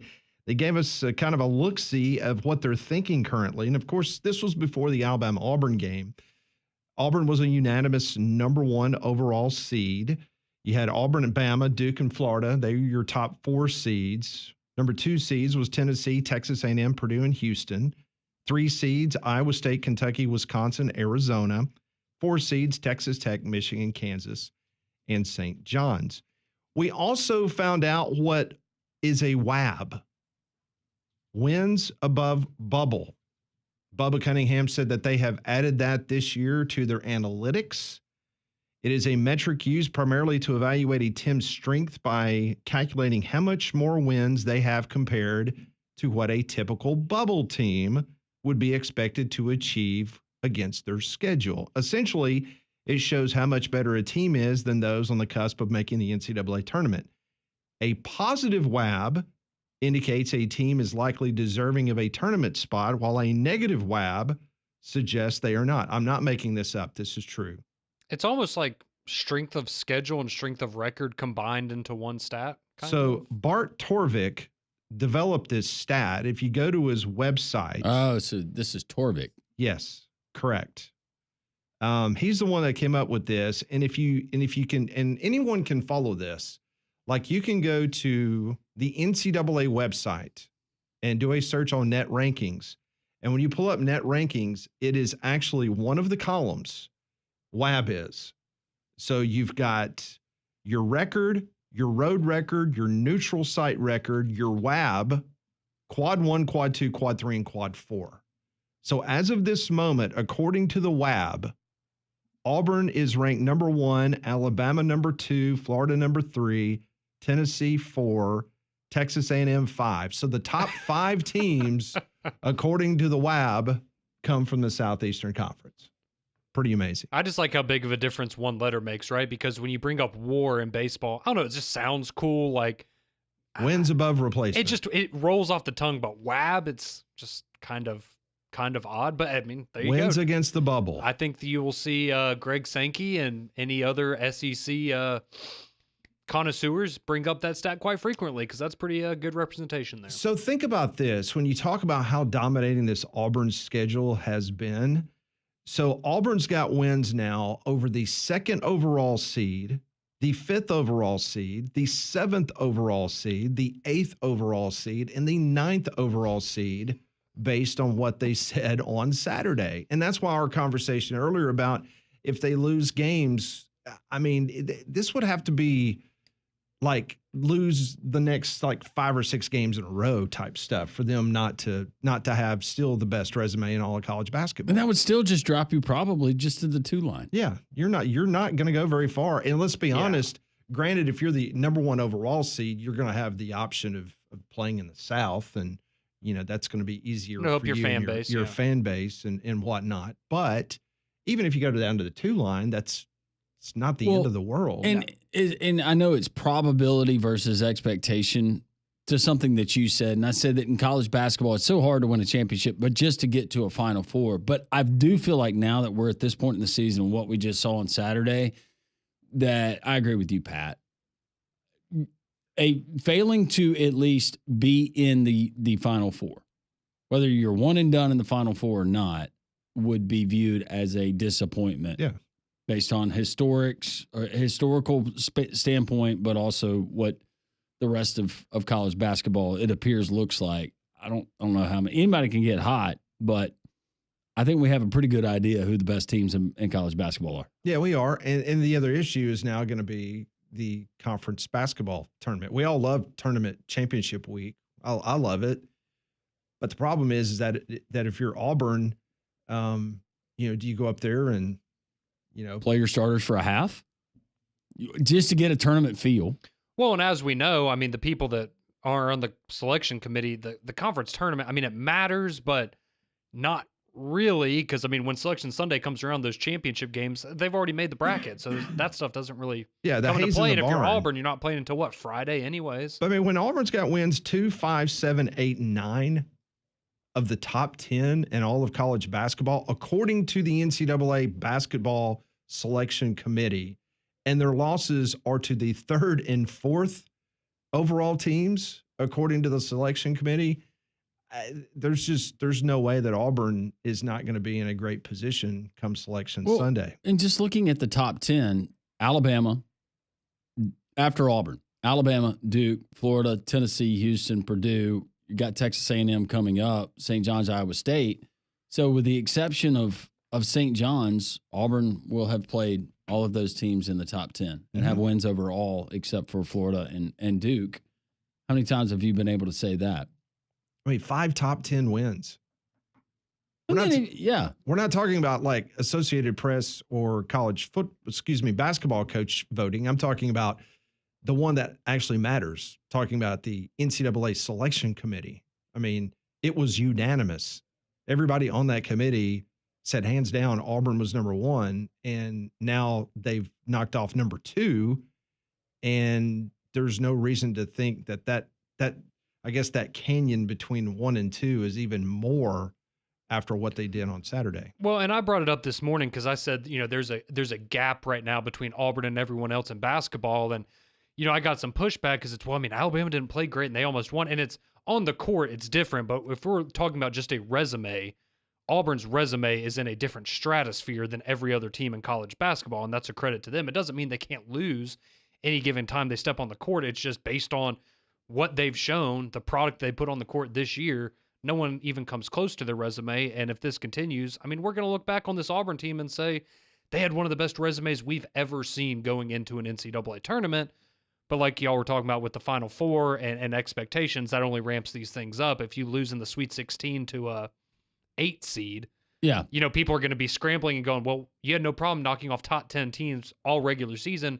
Why in the postseason are you now struggling against, the 42nd best team in college basketball? This year, looking at this Auburn team as opposed to maybe going back to the tournament run that they made in 2018, 2019 and going to the Final Four with this team, and it helps with the SEC and just the comparables. Looking at any potential bracket where Auburn is obviously the number 1 seed, I don't see it. Yes, I know that there's a possibility of dropping a game, but I don't see it where, that would be a tough draw, or that would be a tough draw. I'm not saying we're going to look at them like we did UConn last year, where it's like you don't want to play UConn. Like everybody that plays UConn is, oh God, I can't believe we have to play them because it's a buzzsaw. Yeah. Yeah, you feel really good if you're an Auburn fan that if Auburn's focused, they're locked in and they play the way that they can play, you handle your business and you make a run to the Final Four. Well, even a Duke, you go, well, okay, they got us at Cameron Indoor, but on a neutral site, I feel pretty good about our chances. I'd put this in perspective. That Purdue team, and I keep throwing back to the game that we had at Legacy, but that Purdue team that is now slated as a 2 seed in the NCAA tournament, you were beating that team by 30 plus and just having fun with them. And Purdue was able to hit some shots in garbage time to get that. I think the final score was 18. But just how dominant they were over that particular Purdue team. Yeah. And that Purdue team lost to Wisconsin at home this weekend. And now all of a sudden you look up in Wisconsin, they were a 3 seed Saturday morning, and now they might flip and change places with Purdue. So there's a lot of basketball left to be played, but one thing's for sure, whether Auburn self-destructs here towards the end of the regular season, I think they have built themselves a nice resume to the point to where, if you do drop a couple games, I don't think that's the end of the world. You gotta get your team ready for the big dance and not even be worried that much about what happens in Nashville. So I think a lot of teams going to Nashville from the SEC will probably be thinking the same way, especially if you're Florida and Alabama. Well, did Bruce Pearl, does he think back to that Final Four run when they made that run? Remember, they had to play all those games in the SEC tournament. Then they get shipped off to Salt Lake City. They have the early game versus Chris Jans, then New Mexico State. Yeah, and almost lost. And they almost lost that game. Yeah. That quick turnaround. I don't know how you handle it if you're Bruce Pearl. We will continue to take your phone calls and your text messages. Charlie Potter will join us from Bama Online at the top of the hour. This is Jocks 94.5.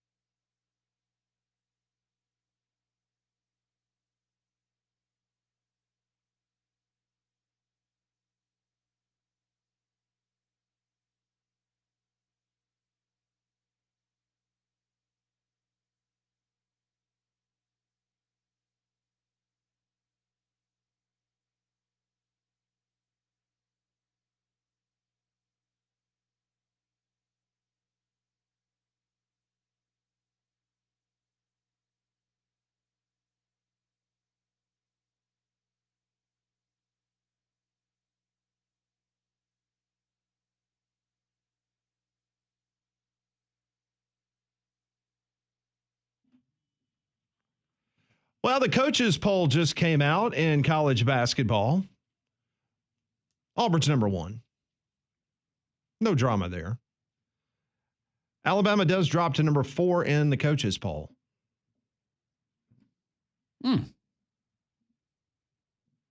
Okay. Well, not potentially number. It was what they were talking about, potentially number 6, but number 4. Yep. Not a bad place to be. Auburn is number 1. Florida is now the number 2 team in college basketball. Duke is 3. Bama 4. Houston 5. Tennessee 6. A&M 7. Iowa State 8. St. John's 9. And Texas Tech cracks the top 10. And we'll get the AP poll shortly after the top of the hour, and we'll pass that along when it comes along. 800-239-WJOX. Reaction Monday continues. Let's go to Dave. He's in Hoover. Wants to talk SEC basketball tournament. Hey, Dave. Yeah, Lander, my son was there. He had to wait in line a little bit and got in, but he said, Alabama just played. He said the turnovers we had didn't have a whole lot, but they were all at just bad timing, But, hey, I heard John Calipari a couple of years ago at a press conference saying, to your point, what you said a minute ago, he goes, look, if you win the conference championship, you got to win a lot of games in just a few days. And if you don't win it and you got to go out west and you got to play on Thursday, he said, you're in bad shape. And even if you do win it, you might get to play on Friday. So why not get bounced on Friday before the tournament? You got a whole week off. Would you rather win the national championship or the SEC championship? No, it's good. I wonder from a just conference standpoint, and I'm talking about the conference office, if that would be frowned upon if you were in Auburn's position, let's say, and you go out there and you start Ja'Kai Howard, you start Turtle, Hudson, and some of your other guys, you only play your starters for a half. Would that be frowned upon? Well, unfortunately for Auburn, though, they're gonna end up playing here in the South. But for some other teams, possibly even Alabama, I don't know how they're going to end up. But I would think they would be Midwest somewhere, worst case. But who knows? But Alabama is just, I could possibly see them getting bounced in the first round because they live and die by the 3, and they've just been so inconsistent. Yeah, and they don't live and die by the 3 that, like I would say that some Alabama teams have in the past, because you do have the presence of whether it's Stevenson, Diabate. They have different ways that they can score, but the 3 ball, it was not kind to them. But give Auburn a lot of credit for going out there and defending it on Saturday. That wasn't Alabama just being cold. They didn't have a whole lot of clean looks. Right, and it seems like Grant Nelson's got to be a little more productive offensively. It just seemed like he was just kind of out on the wing of top. I'm like, why? I don't know. Just one of the games, couldn't figure it out. But one thing for sure, Auburn's going to be tough for anybody to beat. Thanks, guys. Hey, thank you, Dave. We appreciate it. Let's go to Robert. He's in Greenville. Hey, Robert. Good morning. How y'all doing today? Doing well. Hope you are. First of all, tough day for Alabama Saturday. I think when Broome hit the 2 threes to start the game, it kind of caused them to lose, I don't know, their game plan. They were not very sharp because I think they were counting on stopping Broome by packing inside and making some of those other three-point shooters shoot it well. But that's the difference between Auburn this year and last year is you got Denver Jones who can shoot threes. You got Miles Kelly and Pittifer that can shoot threes and open up more space in the middle. And as far as Alabama's concerned, I know Mark Sears had a very rough day, and I know that one of your guests I heard this morning say that he needed to be more unselfish and whenever he gets into the paint to try to kick the ball out to the three-point shooters, whether it's Holloway or whether it's Grant Nelson and maybe get Stevenson a chance to penetrate. But I just think that Alabama is capable of bouncing back from this loss. I mean, I know Sears was 2-11 from 3, but there were times in this game where Alabama, put the hands in the faces of Auburn defenders and they hit tough shots. And you got to go back to what Brian Passick said before and after the game. He kept saying Alabama, regardless of what happens in this Auburn game, got to remember that there's still 6 games left. There's still a chance they can win the SEC title. There's still a chance they could get a number 1 seed for the NCAA tournament, maybe a number 1 overall seed. And I think they're very well capable of making a run. The thing they got to do is put this game behind them and look ahead to Missouri. And I know for fans it's easier said than done, but I think fans and players all have to do the same. Look, unlike what that last caller said, Alabama is not going to get bounced in the first round. Nate Oates has only been bounced out of the first round 1 year, and that was because of a big injury happened early in the game against Notre Dame in 22. There's no way Alabama. They have never lost back-to-back games this season. And I think that they're very well capable of making a run if they get back to playing defense the way they were playing and be more consistent about it before the second half of the Texas game. And they got probably going to have to be a little bit more creative and finding open threes for Sears. But I don't think that Alabama's done yet by a long shot.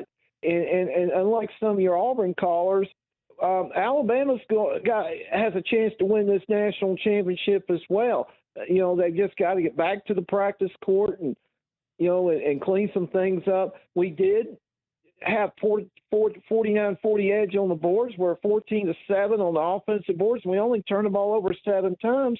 No, we're not going to get bounced in the first round. And unlike what Don says, Alabama is still very much a factor now in the SEC race, but with a chance to win the national, return to the Final Four and win a national championship. Thank you, Robert. A good phone call. No, I think we all maintain that Alabama. They got everything out in front of them. They could still win an SEC title, get a portion of the SEC title regular season. They could win the tournament title there in Nashville, and they could make another run to a Final Four and cut down the nets. They're fully capable. Just remember last year, Alabama finished the regular season 21-10, and they went to a Final Four. So, yeah, and also remember the first time they played Auburn last year, they weren't even ranked in the top 25. No. Alabama wasn't. The one thing, and we've talked about it before. Okay, granted, Alabama is not predicated on their success behind the three-point arc, but there is a tendency when you look at their season-long stats. So they hit 5 3-pointers against Auburn. Their other home loss this year was to Ole Miss. Guess how many 3-pointers they hit? I believe that one was 5 as well. You're correct. Think about where 3 of those 3-pointers came from. 2 from Sears, where he took them from Bessemer. And then you had Aiden Holloway when they kicked it back out to him, and he had guy coming at him in his face, and he was out there in Caitlin Clark range. I will say, I don't know about y'all. I thought it was kind of odd. Aiden Holloway didn't play as big of a role as I was expecting him to. It felt like there were times where Alabama needed a spark, and they kept him on the bench, and maybe that was just the way that the game plan worked, but I thought it was interesting that he didn't get quite as many minutes as he has the rest of the time in SEC. Yeah, I mean, they were 5 of 20 against Ole Miss. And when I was looking during the game, because I went back and I was checking out the rest of their stats to see what kind of trend, they did beat Creighton at home when they hit 6 3-pointers. I think they were like 6 of 30 against Creighton.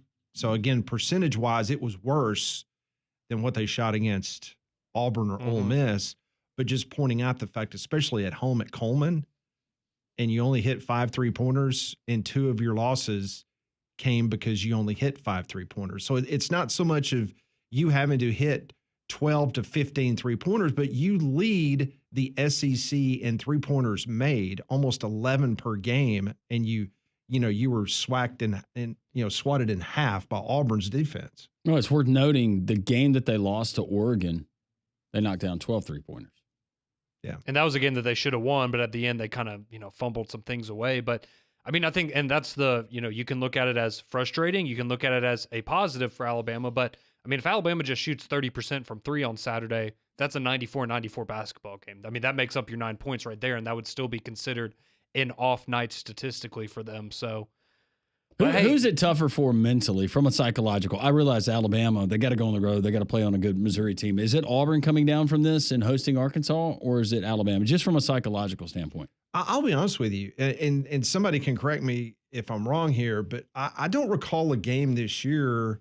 I mean, maybe a little bit in first half of a game or maybe a pocket of a game for Auburn. I just don't remember seeing this Auburn basketball team this year have a game where it looks like that they just like Bruce Pearl had to jerk a knot in them to get their attention. You know what I'm saying? Yeah, well, maybe the Florida game. You could point to the Florida game because after they built that early, what was it, like 10-point lead, and then Florida went on the run, they were being sloppy with the basketball. It didn't look like this. I guess I didn't define it properly. I really meant the games that you're like the Florida and Alabama's, like you would anticipate they're going to be up for those. Yeah. I'm talking about like this game against Arkansas. Well, even like the South Carolina game that was close, I chalked that up more to South Carolina just played a good game. Like it wasn't you were watching Well, it was Auburn early and in the went, season, and not to mention the fact that I mean South Carolina did at least have a decent record in non-conference, and you're playing at home early season, and I mean you have but I'm just talking about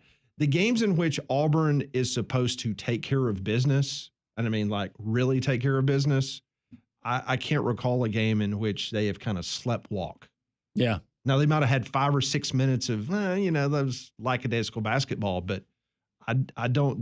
That's why this is the most impressive part to me about this team is I don't see them, especially with the depth of their roster, I don't see them going through long pockets of time where they experience that type of issues that would lead you to lose a game. They got just a lot of different guys that they can go to pick the other guys up if they're having an off night. I mean, Alabama's got a very nice deep roster, but the problem is that, it just seems like to me that Nate Oates is trying to continuously try to find that rotation depending on who wakes up on the right side of the bed. Well, 90% of the games this year afterwards, win or lose, what do you hear Nate Oates say?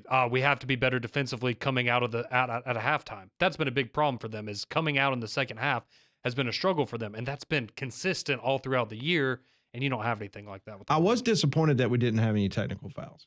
I meant like the old-fashioned technical fouls. I'm not talking about let's go review this and we're going to give them a flagrant one. And if you'll remember, my prediction was 2 flagrant ones, and we only got 1, right?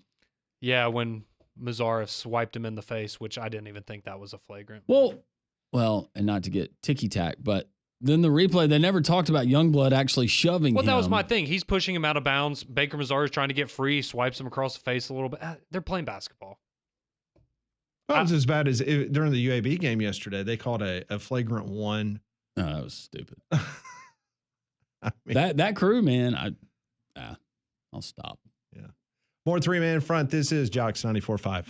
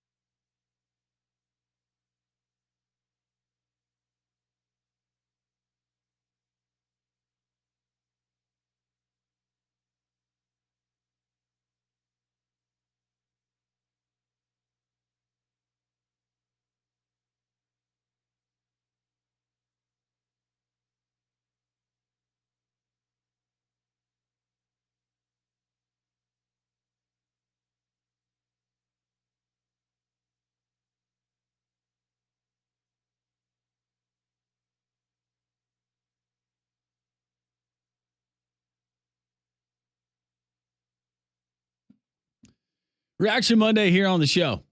We'll continue with your phone calls, your texts. A reminder, Charlie Potter talking the Alabama side of things coming up at the top of the hour. The new coaches poll is out. Auburn is number 1. Alabama falls to number 4 in the country. The AP poll will come out shortly after the top of the hour. I think Auburn will be your unanimous number 1. It's just interesting, Conrad, from an AP perspective, the perception of that Alabama team following that 9-point loss at home. Yeah, and especially considering in the coaches poll, they had jumped up to number 1 last week after Auburn fell to Florida. And so to see them go from 1 to 4, I guess a little surprising. I mean, I know Duke and Florida had good wins over the weekend, but it was against not the best competition. So we'll see if the AP poll reflects that. My prediction, I think Alabama will fall to 3 in the AP poll, but I could be wrong and it could be number 4. But no bearing on seedings. I was about to say, it really doesn't matter. It's just for optics. What does matter and can be for optics, if you want to look better, if you want to feel better, Mandu in downtown Homewood, it's electrical muscle stimulation fitness, a revolutionary approach because of all that technology. And you're going to go into Mandu, first of all, in downtown Homewood. You meet the gang, meet the staff there. They're wonderful people. They'll put you in a suit. They'll put you through a 15-minute workout. They're going to hook you up to a machine that sends electric pulses to various parts of your body. If you're trying to get a bigger chest, add muscle in your chest, maybe your arms, your shoulders, they can do that, and they can increase the intensity of the workout however you want to do it. Or if you hadn't been in a gym in a while, you just overall want to feel better, get a little bit of definition maybe in your legs, you can do that as well. Tailor-made programs, tailor-made workouts, but 15 minutes. It's the equivalent to 6 to 8 hours in a gym. So that's truly one-stop shop, boutique fitness, however you want to call it, but it's convenient, it's great, and especially if you're dealing with certain injuries with your body and life can take a toll on us and the wear and tear. So if you have back issues, if maybe you have a problem with the knee, you can't go in and do traditional workouts in your traditional gym, you can do it at Mandu. Mandu in downtown Homewood, MANDUU.com. Your first visit is absolutely free. Make sure you tell Paul and the gang that Landrum from 3-Man Front sent you. I did want to pass this along. We've been talking a lot about Alabama and Auburn basketball, obviously, and Auburn's big win in Coleman, but more good news on the Auburn basketball front from the weekend. If you missed it, Auburn did get a commitment from the top JUCO player in the college basketball ranks for next year, Abdul Bashir. He is a 6'7" combo guard, averaging over 25 points a game at the JUCO level. So a very big piece for Bruce Pearl and the Auburn Tigers, and more good news after the big win on Saturday. Very big news. No doubt about it. This is what Bruce Pearl had to say post-game here on Jocks 94.5 after the big win against Alabama. They had to miss some shots, and we had to make some shots to have that sucker happen. But I'm happy for the Auburn family. But I just reminded everybody it is. It's February, right. And obviously Arkansas comes in Wednesday, so I'm shifting gears pretty quick. That's Bruce Pearl on Jocks 94.5, and you can hear that game against the Arkansas Razorbacks right here. Got a little bit of time. Let's go to Bama Hater. He wants to talk SEC hoops. Hey, Bama Hater. What's going on, fellas? Y'all all right today? Yeah, how are you? Man, hey, I can't complain. Hey, let me give my buddy Robert a little advice. It's okay to take a breath, man, when you're defending Alabama. Just take a breath sometimes. It's okay. It's okay. And, hey, Pat, yes, didn't I tell you guys a couple of weeks ago, before I start, let me give Alabama basketball team some credit. This is going to be a sound bite that goes around the world. Alabama is a good basketball team. They have good players. They're going to be competitive in the NCAA tournament. But back to Robert. Alabama definitely can lose in the first round just like any other team. That's why Cinderella stories are made. So don't be that confident that Bama can't lose or Auburn can't lose or any team can lose, because they can in the first round. We saw that last year with Auburn. Yep. Now, back to Saturday. Alabama is not going to beat a lot of teams giving up 90-plus points on a consistent basis. And just like all the businesses around the world, Sears department stores are not the only Sears that got shut down. So Sears got shut down as well. That was good. Good stuff, Bama Hater. Thank you. That was a good line. All right, let's see what's going on in Tuscaloosa. Charlie Potter is going to join us next. We'll talk a little Alabama basketball with Charlie. That's next on this Reaction Monday, Jocks 94.5.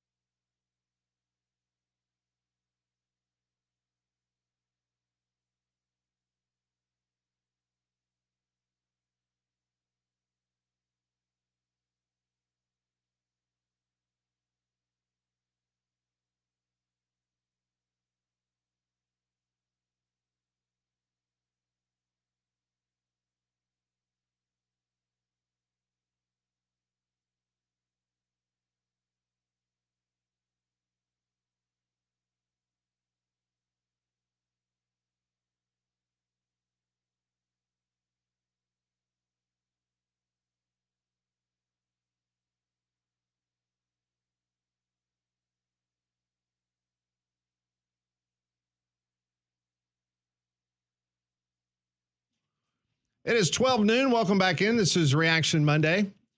Pat Smith, Landrum Roberts, Conrad Van Order, Molly Robinson with you until 2 o'clock.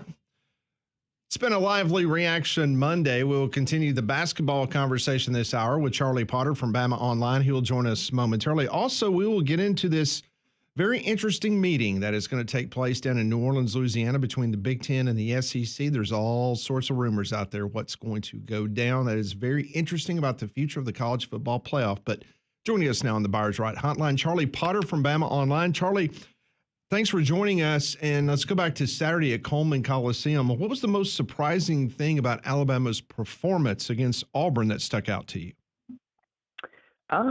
There's probably a few things. I think that the fact that if you look at the turnovers and the rebounds, second chance points, things like that, things that Nate Oates is really emphasizing, Alabama did pretty well in those areas. I think they actually won when you look at the box score.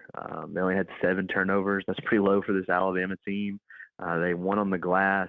They had more offensive rebounds than Auburn, doubling them up, so keeping them off the offensive glass. They limited their second chance points. And with that being kind of the things that Nate Oates was pointing to going into this matchup, to still lose, I think is surprising because, Alabama just last time out at Texas shot 60% from 3. And so they had a really poor shooting performance, whether it was beyond the arc, at the rim. I think they were less than 50% on layups, which isn't ideal. To see that the game after just really shooting the lights out, I think is probably the biggest surprises, where we kind of thought what might be the weakness for Alabama or something that might hamper them in this game wasn't a factor, and what is usually a strength for this team ended up being the deciding factor. Charlie, from the Auburn standpoint, based on what you had seen leading into this game, how you thought that they would attack Alabama on both ends of the floor, what surprised you the most about Bruce Pearl and the Tigers? Yeah, I think even Nate Oates said it after the game. They thought they would want to run them off the line, but I think Auburn not only was successful in doing that, Alabama I think got up 26 threes. Nate Oates would obviously like to see that number be higher, but then they were able to defend successfully in the paint as well. They just kind of took them out of what they like to do offensively, and that's either get up a bunch of threes or drive to the rim and either try to get a layup, a dunk, or get to the free throw line. So I think from what Auburn was able to do defensively, I don't know if it was necessarily a surprise for me, but I thought they did a really good job. I think obviously, we talk a lot about what Alabama wasn't able to do offensively. I do think Auburn deserves some credit there. And you look at just Mark Sears alone. I think he was 4 of 17 from the field, 2 of 11 from 3. But Denver Jones did a really good job on him defensively, and Mark still ends up with 18 points. He was able to get to the line quite a bit too. But I just think what they were able to do defensively from a consistent standpoint, it was kind of all over the floor. It wasn't just take away the 3 ball and make them, drive. They were able to, lead to some contested shots, and I think they ended up with, 7 or 8 blocks in the game. So I think just defensively what Auburn was able to do really stands out.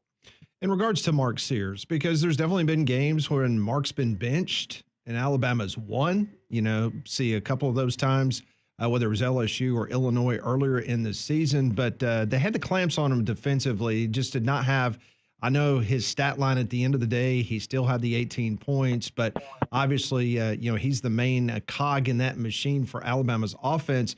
Does that give you pause when you take a look at this basketball team's success down the stretch run? If Mark Sears is not having a good day, what that means for Alabama? I think I'm kind of torn on that. I think yes and no, because I think obviously the Illinois game earlier this year where he doesn't score at all, Alabama's still able to beat a top 25 team in Birmingham. The LSU game, I know that game is probably a little closer than what many expected because LSU hasn't been great this year.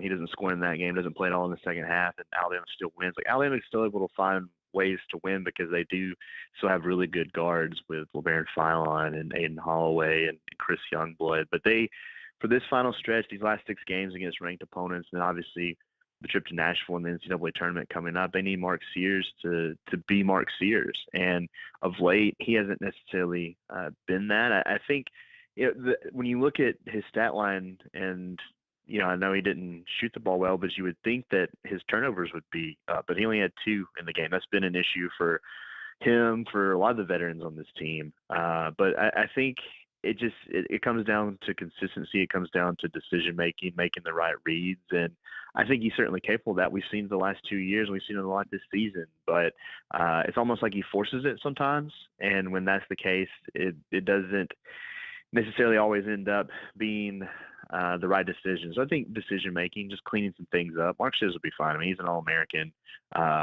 Again, he had a poor night and almost got to 20. That's just kind of what you expect from him. So I expect him to have more big games, and I think that Nate Oates, more than anybody, knows how to handle Mark Sears and maybe get him out of this funk. Charlie, nobody questions Alabama and their offensive prowess and how efficient they are and how good they are, and they can put up a lot of points. The defensive side of the ball, that's what I want to ask you about, in whether it's fans, whether it's Nate Oates kind of alluding to it, and Nate Oates more so on the intensity side and picking that up, and that in turn will help you with defense. But this Alabama team, defensively, maybe you could say that is an Achilles for this particular squad. But for the fans that say, well, you just got to play better defense, you got to dial it in, start locking it in on defense, I feel like that's just not that they can't, but not who this team is. It is kind of what it is at this point. What are your thoughts on Alabama being able to lock down the screws, so to speak, for the rest of the season to make games better for this team and maybe particular matchups better for this team? Yeah, I mean, it is tough to sit here and be like the defense has been terrible. I mean, it sounds like we're talking about a team that's on the bubble, if we're being honest. Yeah. The overreaction from Saturday. Auburn's the best team in the country. I think everybody knows that. And Alabama had a tough start to the game, 9-0 run given up, and it goes back to what you're talking about defensively. But they've beaten a lot of good teams, and they've done so with some good defensive performances. I thought honestly, the start of the game, Cliff Amore looked really bad, but he came back after he got subbed out, and I thought played much better on a guy like Jani Broome. I think that's obviously a difference from last year, just from a rim protecting standpoint and a defensive standpoint.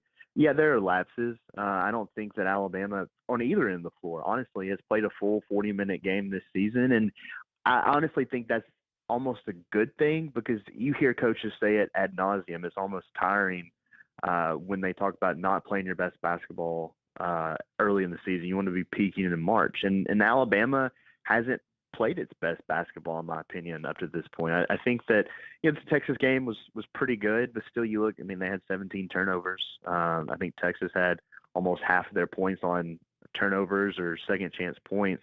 They just haven't put it all together yet, and I still think that's to come down the line. I think that Alabama obviously has things it needs to work on. The defensive side of the ball is certainly one of those, and I don't know if there's just a clear answer of what they can do to fix that, but I think that they have shown signs of being able to play well on the defensive side of the ball. I think Mo Diabate certainly brings that. I think a bunch of the guys on this team can do that, but it's been kind of in lapses. It's been inconsistent, and if they can put it together for a full 40, then this team is one of the best teams in the country. But when they're not, then they can have a tough time. Speaking of tough times, when you take a look at their schedule for the rest of the regular season in the SEC, it is a gauntlet. It is the toughest in the country by far. In regards to moving forward as a number 1 seed, where is, I guess, the line of demarcation, in your opinion, Charlie, for them not to get a number 1 seed? Because with this schedule upcoming, Alabama most certainly can run the table, including a win at Auburn. But I think we can all admit, based on this year's SEC and the way the teams are so tough, Alabama, the likelihood of them losing maybe 1 or 2 more games, that's on the table as well. But for you, how many games would it take for Alabama not to be involved on that 1 line? Yeah, it's going to take quite a few, because you look at, the AP poll came out while we're talking on the phone, and I think it's clear, like the top 4 teams in the country right now look to be Alabama, Auburn, Florida, Duke, but you still have teams like Houston. I don't know if Tennessee can climb up to the 1 line just because they've accumulated some losses. But Alabama has to go to Knoxville. That's been a tough place to play, but I think I think a realistic expectation for these last 4 games, because you got 3 on the road, 3 at Coleman Coliseum. If they can get out of that 4-2, I think they're still in really good shape. Plus, you still got the SEC tournament. I think 5-1 is realistic as well. 3-3, you start to some of the things we've talked about. You start to kind of worry a little bit more. And look, Alabama had a horrendous end to the season last year, and look what happened. So it is basketball's a game of runs. You never know. But yeah, you look at it. I don't think the polls changed anything. The last 6 games are against ranked opponents. You would have liked to have started this 7-game stretch that everybody's been talking about with a win. But we've seen Alabama this year in their last 3 losses. They've bounced back pretty well after those losses. So a tough one against Missouri on Wednesday night, another late tip. But I think that with the guys that they have on this roster, the veteran presences that they have, they've been able to bounce back and respond. And I think you got to get the ball rolling here and win 4 or 5 games. And I don't know if losing 3 of these last 6 necessarily knocks you off the 1 line, but then you also have to factor in the SEC tournament, what happens in Nashville, things like that, and that could potentially do it if you add, 4, 5 more losses to this record. But with the way they've played this year and just the style of play and the guys they have in this roster, I don't know if I see 3 more losses in this 6-game stretch coming up. Charlie, you've covered a lot of Alabama games and big matchups inside of Coleman's Coliseum. But for those of us who were not there, describe the atmosphere and what it was like on Saturday. Yeah, I mean, I have watched a ton of games in that building. I've watched a ton of bad games in that building, and that was the best. You look at just what Alabama was able to do to kind of claw back into that game. When Mark Sears hit that 3, I think with like just under 10 minutes to go, to cut it to 3, I think 63-60. It's the loudest I've ever heard Coleman Coliseum. And it is really a shame because everyone's focusing on the loss and where do you go from here, and the poor shooting, the struggles with, rim shots with layups, things like that. And it kind of sucks that we didn't really talk a lot about the environment because it was unmatched. And I do know that, one of the storylines was the I think it was like a Michelob Ultra or something thrown on the court. Nate Oates got on the PA and kind of scolded the crowd, but it was raucous. It was rowdy. It was all those words that you hear when you talk about just a special environment. And I know that from an outcome standpoint, from a result standpoint, it didn't live up to what people wanted. But I think just from an atmosphere, I think I've covered games in that building since 2012, and nothing's been close to that. In regards to one player outside of Mark Sears, who is the most important player on this Alabama roster moving forward? It's a good question. You could probably name a few. I really thought going into this last game that LeBaron Fallon was kind of the X factor because he had been struggling a little bit, but he had a huge game at Texas. I don't think we talked about it enough because a guy like Jaren Stevenson had a career game, but you expect guys like Mark Sears and Aiden Holloway and Chris Youngblood to knock down 3. Those are your top shooters, especially now that Latrell Reitzel's out for the season. But when you have guys like LeBaron Fallon and Stevenson and Mo Diabate also knocking down 3s, it makes this team even more dangerous. And so I think he was able to score 10 points in 23 minutes.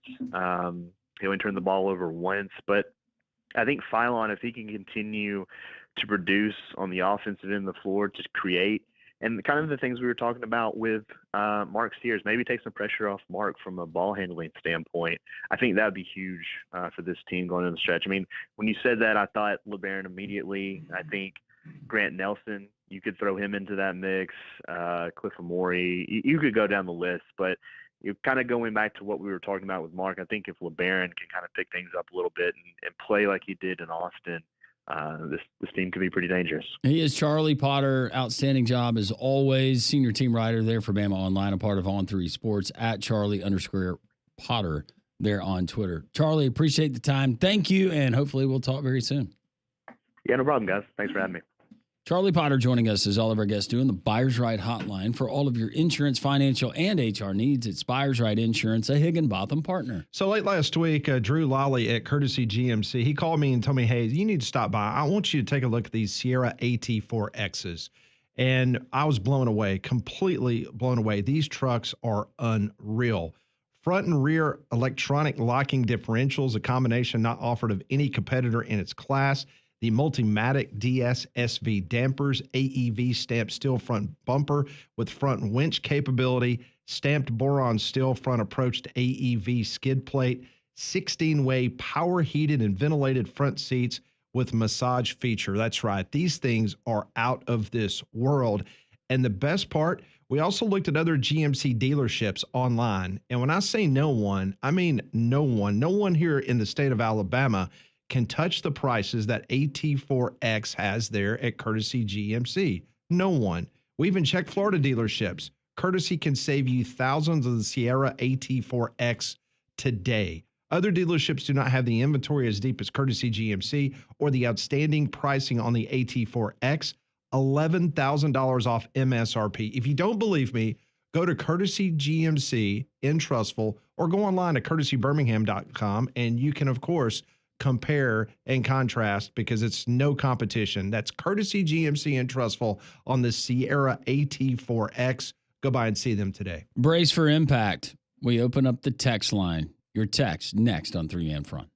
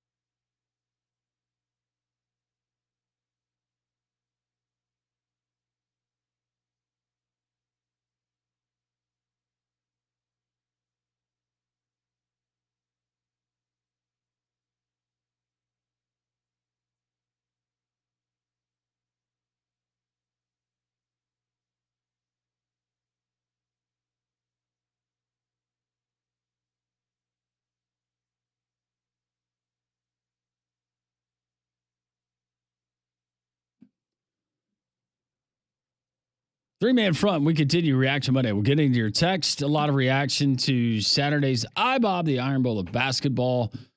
Coaches poll already revealed. Auburn is number 1. Alabama is at 4. AP college basketball poll coming out as well. We will get to that and your phone calls and your text, 205-834-9450. Our friends at Mystic Beverage, made in Blount County, Alabama. Mystic Beverage, and it's the cannabinoid-infused products that they have. You can find them at your local Piggly Wiggly, but whatever vibe you're trying to achieve, whether it's a balanced vibe, whether you want to elevate it when you get home, you've had a long day at work, or if you're like me and you're at work and you need a pick-me-up, they've got different products, whatever you're trying to achieve. Go to mysticbeverage.com. I love the Lift Blend because it's got the green coffee bean extract.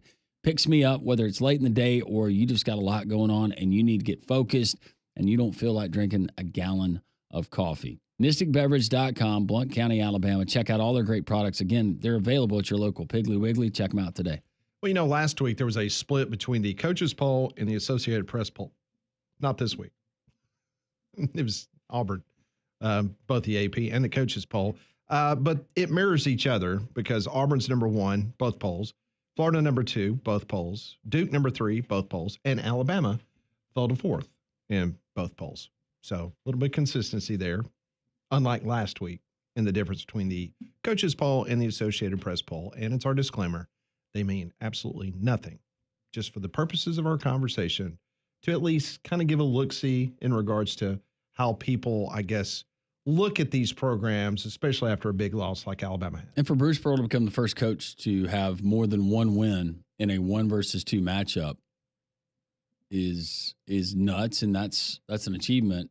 You don't get the 1-versus-2. They were. Yeah.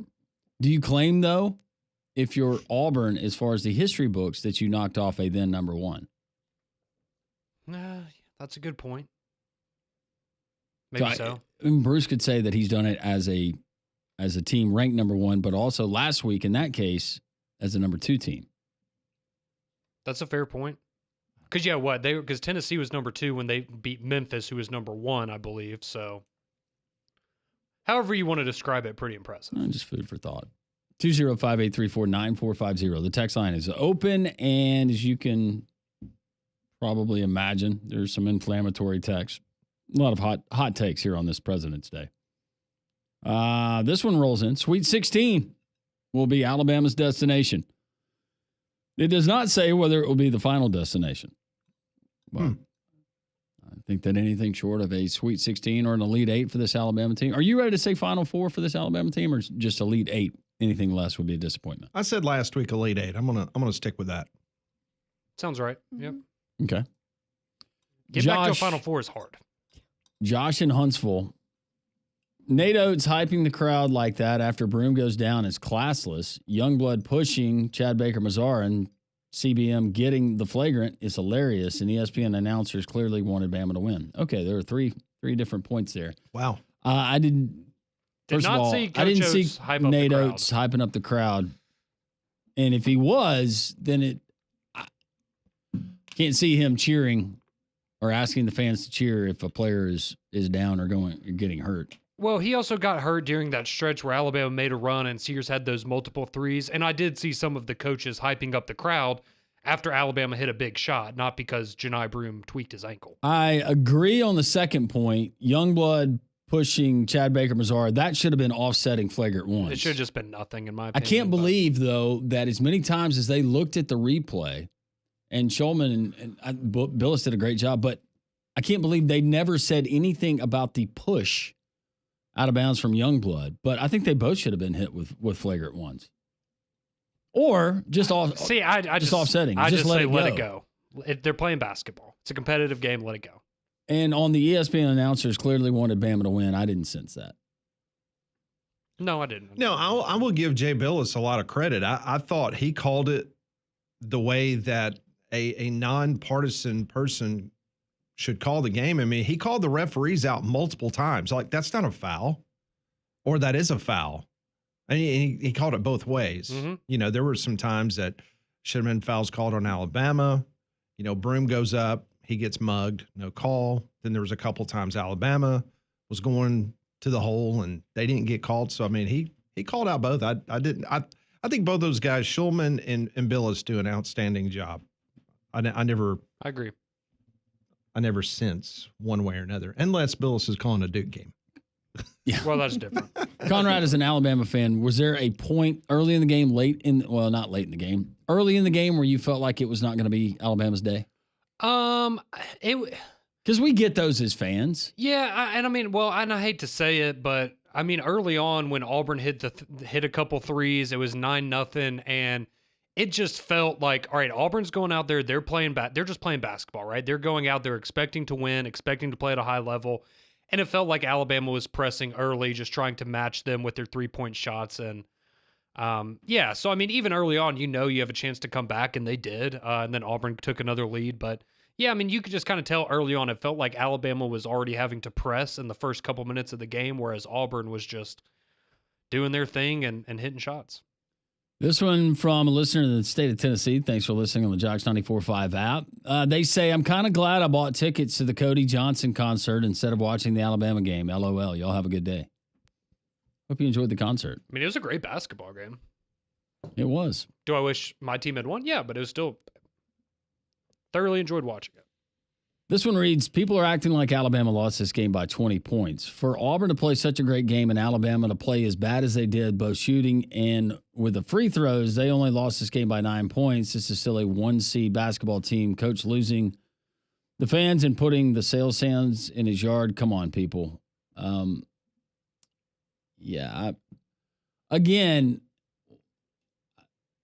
give credit to Auburn. The reason why I think Alabama had trouble from outside the arc. Just look at the threes. 3 of the 5 threes that they hit, go back and watch those. But I mean, just every facet of what Auburn did defensively. I mean, obviously did a great job defending the 3.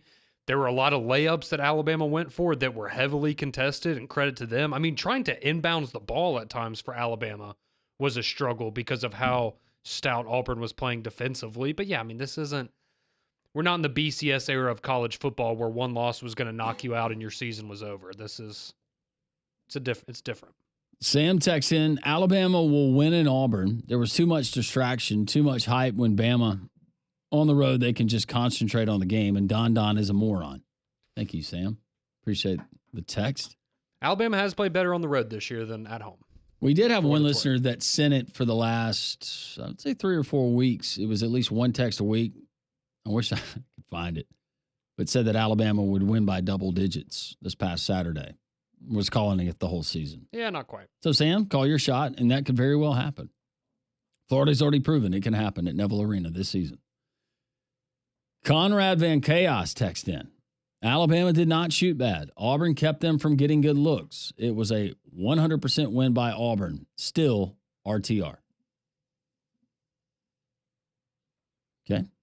Can't shoot, what was it, Pat? 14 of 30 on layups? Something like that? That is correct. And Alabama shot 31% in the first half. That did improve to 46% in the second half. So they shot better in the second half, hence the reason they tied the game with 7:49 to go. And that was the thing. Even if Alabama just shot average, I mean, if you shoot 34, I think they're averaging 35% from 3 on the season. If you hit that, you would have won the basketball game. But you didn't. Going back to something that Mike Gittens, who covers Auburn, what he told us on the show, he said Chuma Okeke, if he doesn't go down in the tournament in 2018, 2019, that team cuts down the nets and win the national title. Now, I was going to bring this up, and one of our listeners did. Don't forget the missed double dribble call in the Final Four that would have sent Auburn to the title game in 2018, despite losing Chuma Okeke early. And that matchup they would have had with that Texas Tech team, because I had Texas Tech fans saying that if they matched up with Auburn in the finals, Auburn's just style of play would have boat raced them. We'll never know, though.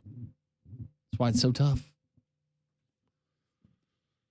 Keller, even with a horrendous shooting from 3 at the rim, the free throw line, the fight Bama would have been good enough to win against almost any other team in the country. Auburn controls the game so well, doesn't seem to get rattled. As far as the lady yelling at CBM, I can't for the life of me figure out what was so controversial about heckling an opposing player right by your seat. Am I missing something? While texting this, I dropped an entire jar of mayonnaise on the kitchen floor, so I don't really care about your response anymore. Thank you, Keller. I will say about the fan and Chad Baker Mazara, I feel like Chad Baker Mazara probably enjoyed that. Like, that's the kind of stuff that fuels him. Yes. Agree. Don't throw me in the briar patch. I mean, he is who he is, right? If you're an Auburn fan, you absolutely love him. If you're a fan of anybody else, maybe not. Jimmy says the only way Auburn could lose that game was if Conrad kidnapped Don Don and took him to Coleman. Bad luck, Don Don. Yep, he was smart to stay away, I suppose. Drake says, my Gators got to get healthy if they want to make a run. Yep, for sure. Ooh, Pat, how about this? This is from your buddy down in Florida. There's a huge MEAC game at 2 o'clock. It's your time. It's time to see the tournament. Go MES, maybe. Maryland Eastern Shore? I just could not let the NJIT get the best of me. Injit. Guess who covered on Saturday? Injit. Really? They only lost by 4. Against Binghamton? Were they favored in that game? It was a very short. Binghamton covered because I had Binghamton. Well, there you go. I just assumed they would have been a double-digit underdog. But they're playing at home, and they had to go to overtime. Sorry, I saw a 4-point loss, and I just assumed, wow, that's good for them. Yesterday, the game that I played was Sacred Heart in Siena. How'd that go? It went well. Okay. It took Siena. That's good.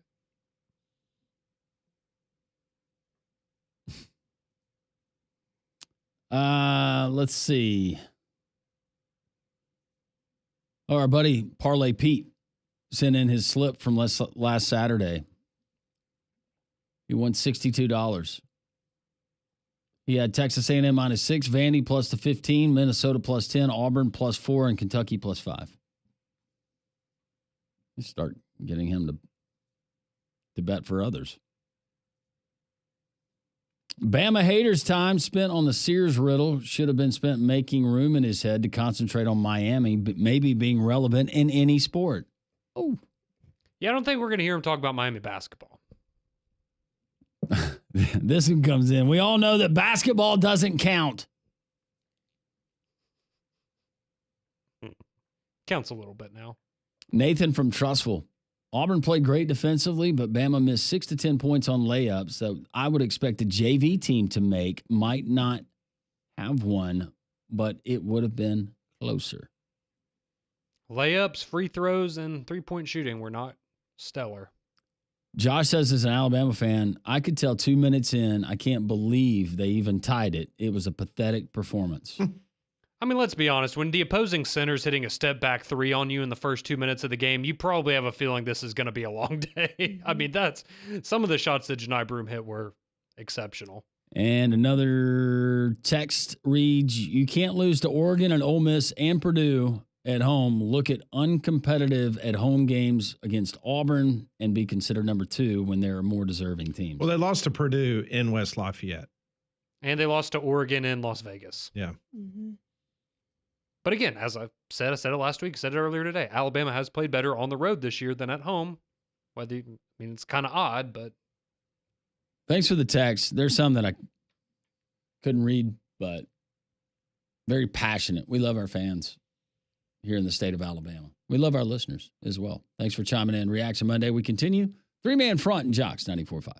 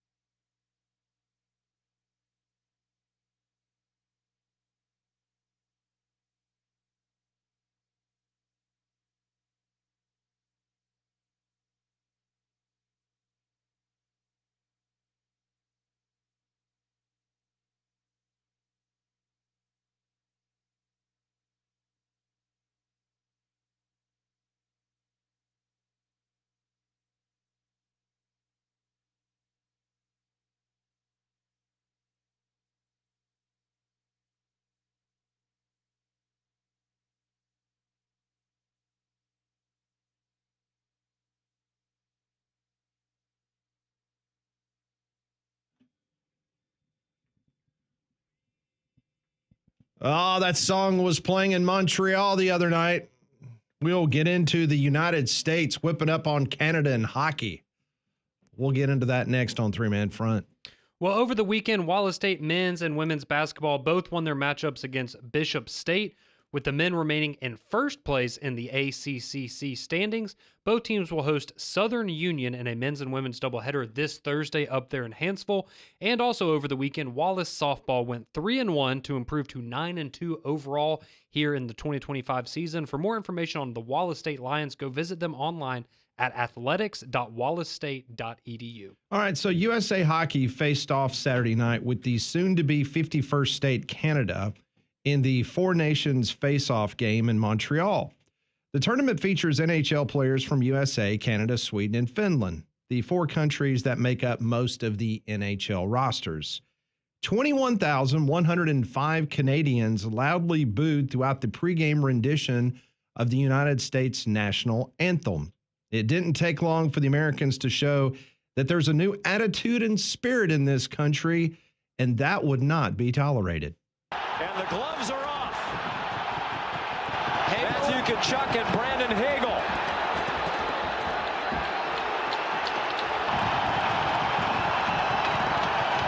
Hagel skated away as he got back up, imploring the crowd to get even more vocally involved if that's possible. And this start, if you can call it that, have we even started, reminiscent of the old days. And I'm telling you, Sean, I'm standing down here, and I think there's zero chance that we see the puck hit the ice for more than 1 second before we're going to see both Tkachuk brothers sitting in the same penalty box.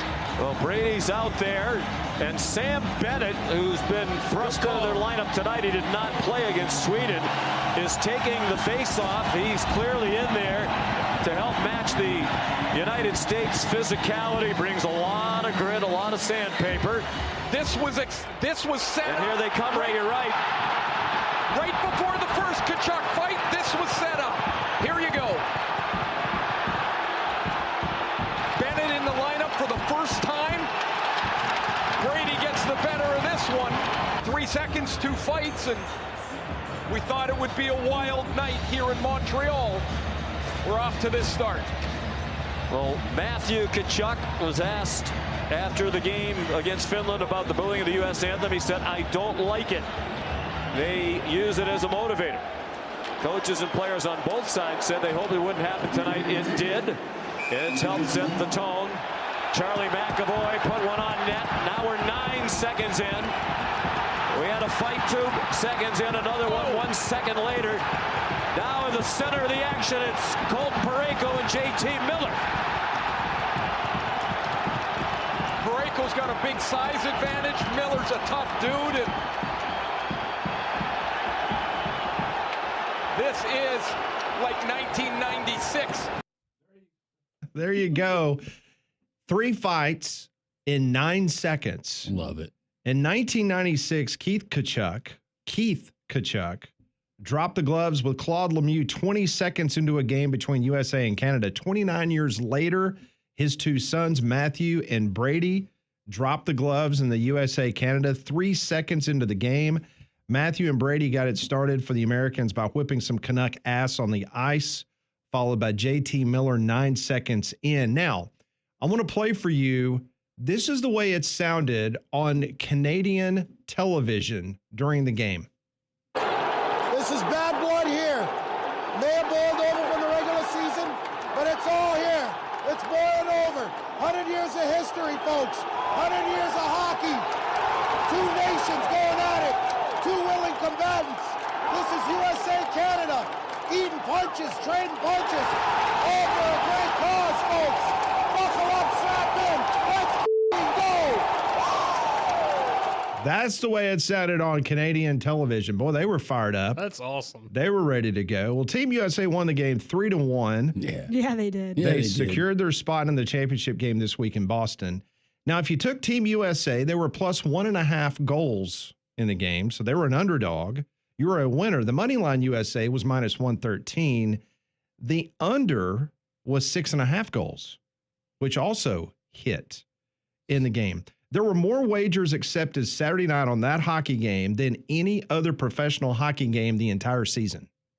Wow. That's So awesome. this exhibition between the United States and Canada had more money wagered on that than any National Hockey League game the entire year. The game delivered 4.5 million people in the United States watching the game. It was the most viewed non-Stanley Cup final hockey telecast since 2019. I'm dialed in now. Can we get this? Is it wrong for me to ask if we get this when it comes to international soccer play? Yeah, I see what you're getting at. The good news here is you might get a rematch on Thursday. That's correct. Now, Canada is up 2-0 right now over Finland. And if they win this, then they will play the United States Thursday night in Boston. Do you think Boston fans, how do you think they'll react? It's going to be a scene. It was pretty amazing. And the Canadian players and the coaches, they were just kind of like, the fans going crazy and booing the Americans and booing the national anthem. And just the Americans were like, okay.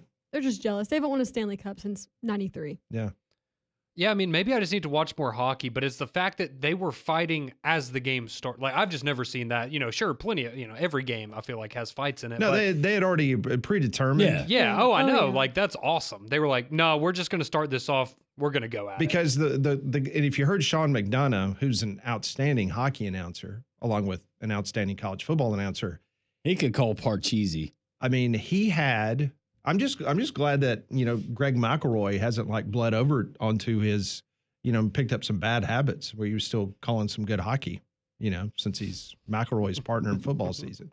But you heard him talk about how Canada after the first fight, they literally brought in a backup for the face-off because it had already been determined that, okay, we're gonna drop gloves again. Yep. Man, and that was the only reason he was in there. The U.S. player that missed on the uppercut, had he connected, yep, the fight in front of the goal, it would have been all like over. The Canadian had like literally half a foot over the American, but the American was giving him scrappy. Yeah. The memes that I saw was just priceless Saturday night. Oh, it was incredible. Oh, Twitter was awesome. I mean, it was incredible. My favorite was the one where it showed the bald eagle literally with its talon with the Canadian goose and yes. I mean, it was good stuff. So Thursday night in Boston, if that score holds up right now, 2-0, 2-0. Oh yeah, it's in the first. Yeah. Yeah. Be all right. Are we ready to bring Canada into the Union? We'll see how Thursday goes. I'm dialed in now. Oh yeah. I'm definitely watching now. Absolutely. Do we get more fights, or do they clean it up and they just try to play hockey? No, I think they play hockey. I think the message was delivered. This was like, round robin stuff. It's on to actual hockey now. But if we're lucky, something happens, Yes. somebody goes, how you like those tariffs? And then the gloves come off and it's Yes. just game on. You like those tariffs? Well, not very much. I just like that you get one match in Montreal and now you're going to get one in Boston. So you get one on not both sides of the pond. You don't but, think those Boston fans would be spewing some hate? Those are good people. They're coming up with all kinds of anti-Canadian It's going to be great. nastiness. I was about to say, if people were upset about the things being said during the Alabama-Auburn basketball game, I can only imagine what you would hear in the stands of a U.S. and hockey or Canada hockey game. You do in the Boston accent, don't you, Molly? Oh, Boston? You're going to park your car in Harvard Square. That's really good. That's all I got. I can't do the Boston accent, but I can just imagine the Boston fans. Yeah, you like mayonnaise on your fries? You got your mayonnaise right here. Now it's 3-0. Canada is taking it out on poor Finland. Finland got some bad surströmming this morning for breakfast. That's right. That's what they eat over there. All of them. Well, then they should be ready to fight. Put some hair on your chest. All right, more three-man front on this Reaction Monday. This is Jocks 94.5.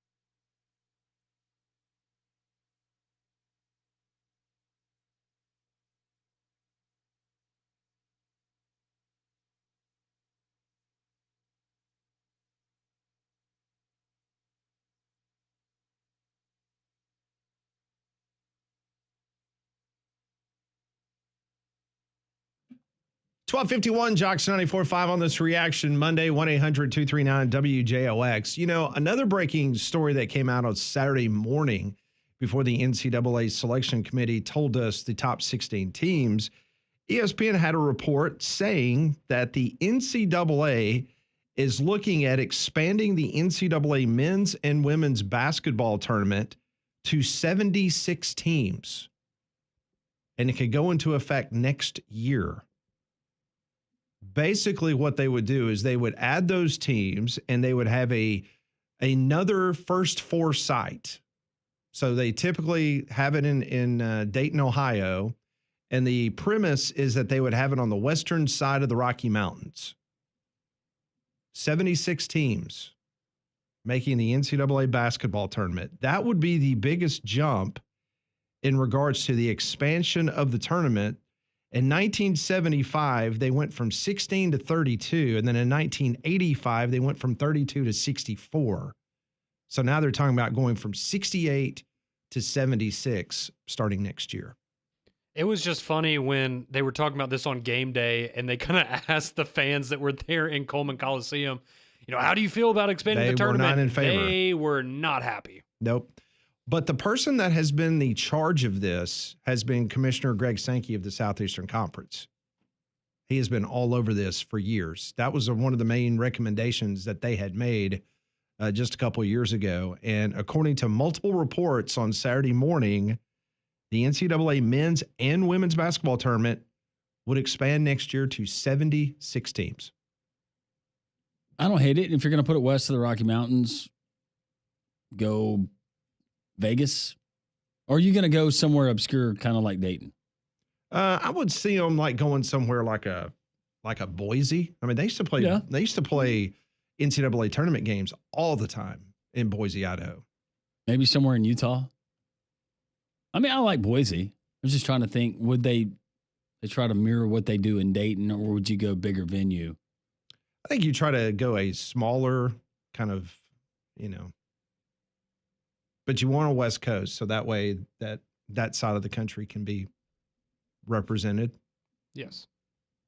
Instead of those teams that's going to be bracketed for the West Coast, having to play on the Eastern time zone. And then go back. And then, whatever the case may be. So, yeah. So more the merrier. It appears it's going to happen. And I don't know how many, because we've had the tournament that have expanded. How many basketball purists are going to say, well, don't go. It's just an extra round of games.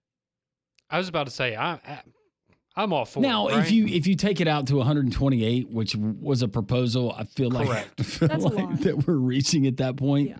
Well, I mean, it's just, and I mean, look at football, right? We expanded by 8 teams in college football. That is drastically different than expanding by 8 teams in college basketball. And see, a lot of people forget, I know many of our listeners may not realize this, but the NCAA tournament used to not be the basketball tournament to determine the national champion. It was the National Invitational Tournament, or the NIT. I mean, back in 1939, there was only 8 teams that played in the NCAA basketball tournament. In 1951, there were 16 teams. And then they doubled it to 32 in 1975. And then we got in 1985, it went from 32 to 64. What was the WAB record for those teams, or the ranking? I have to ask Coach Sanderson on Friday. Above bubble.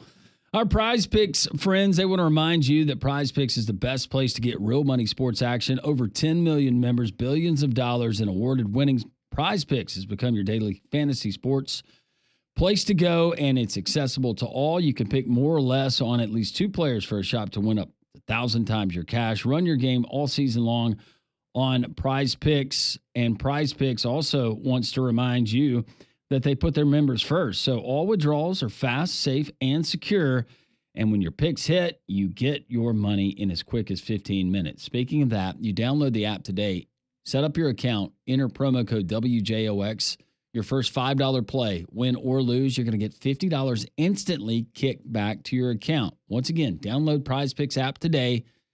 Promo code WJOX. First $5 play, win or lose, you get $50 instantly back to your account. We appreciate our friends at Prize Picks. So, Joe Lenardi, after Saturday's games in the Southeastern Conference, the 3 number 1 seeds, according to Lenardi, after play on Saturday, Auburn, Alabama, Florida. There were number 2 seeds, Tennessee, Texas A&M, Kentucky a 3, Mizzou and Ole Miss a 6, Mississippi State a 7, Texas 10, Vandy 11, Oklahoma, surprises me, Oklahoma and Arkansas both in the tournament. They were both the last 4 in, according to Joe Lunardi. Oklahoma and Arkansas still in. Georgia first 4 out. Do I just have a skewed view because we're watching the SEC and it's been so good? But is there a part of you that feels like Oklahoma and Arkansas should be in the tournament? No, not yet. I give it to Arkansas over Oklahoma, just with more talent they have. And I don't know if you mentioned it, but with Alabama staying a 1 seed, he also had them still as the number 2 overall seed. So they didn't move at all. That's correct. So, yeah. So, Oklahoma, one of the last 4 in. Arkansas, last 4 in. Georgia, first 4 out. 13 teams, according to Joe Lunardi, in right now.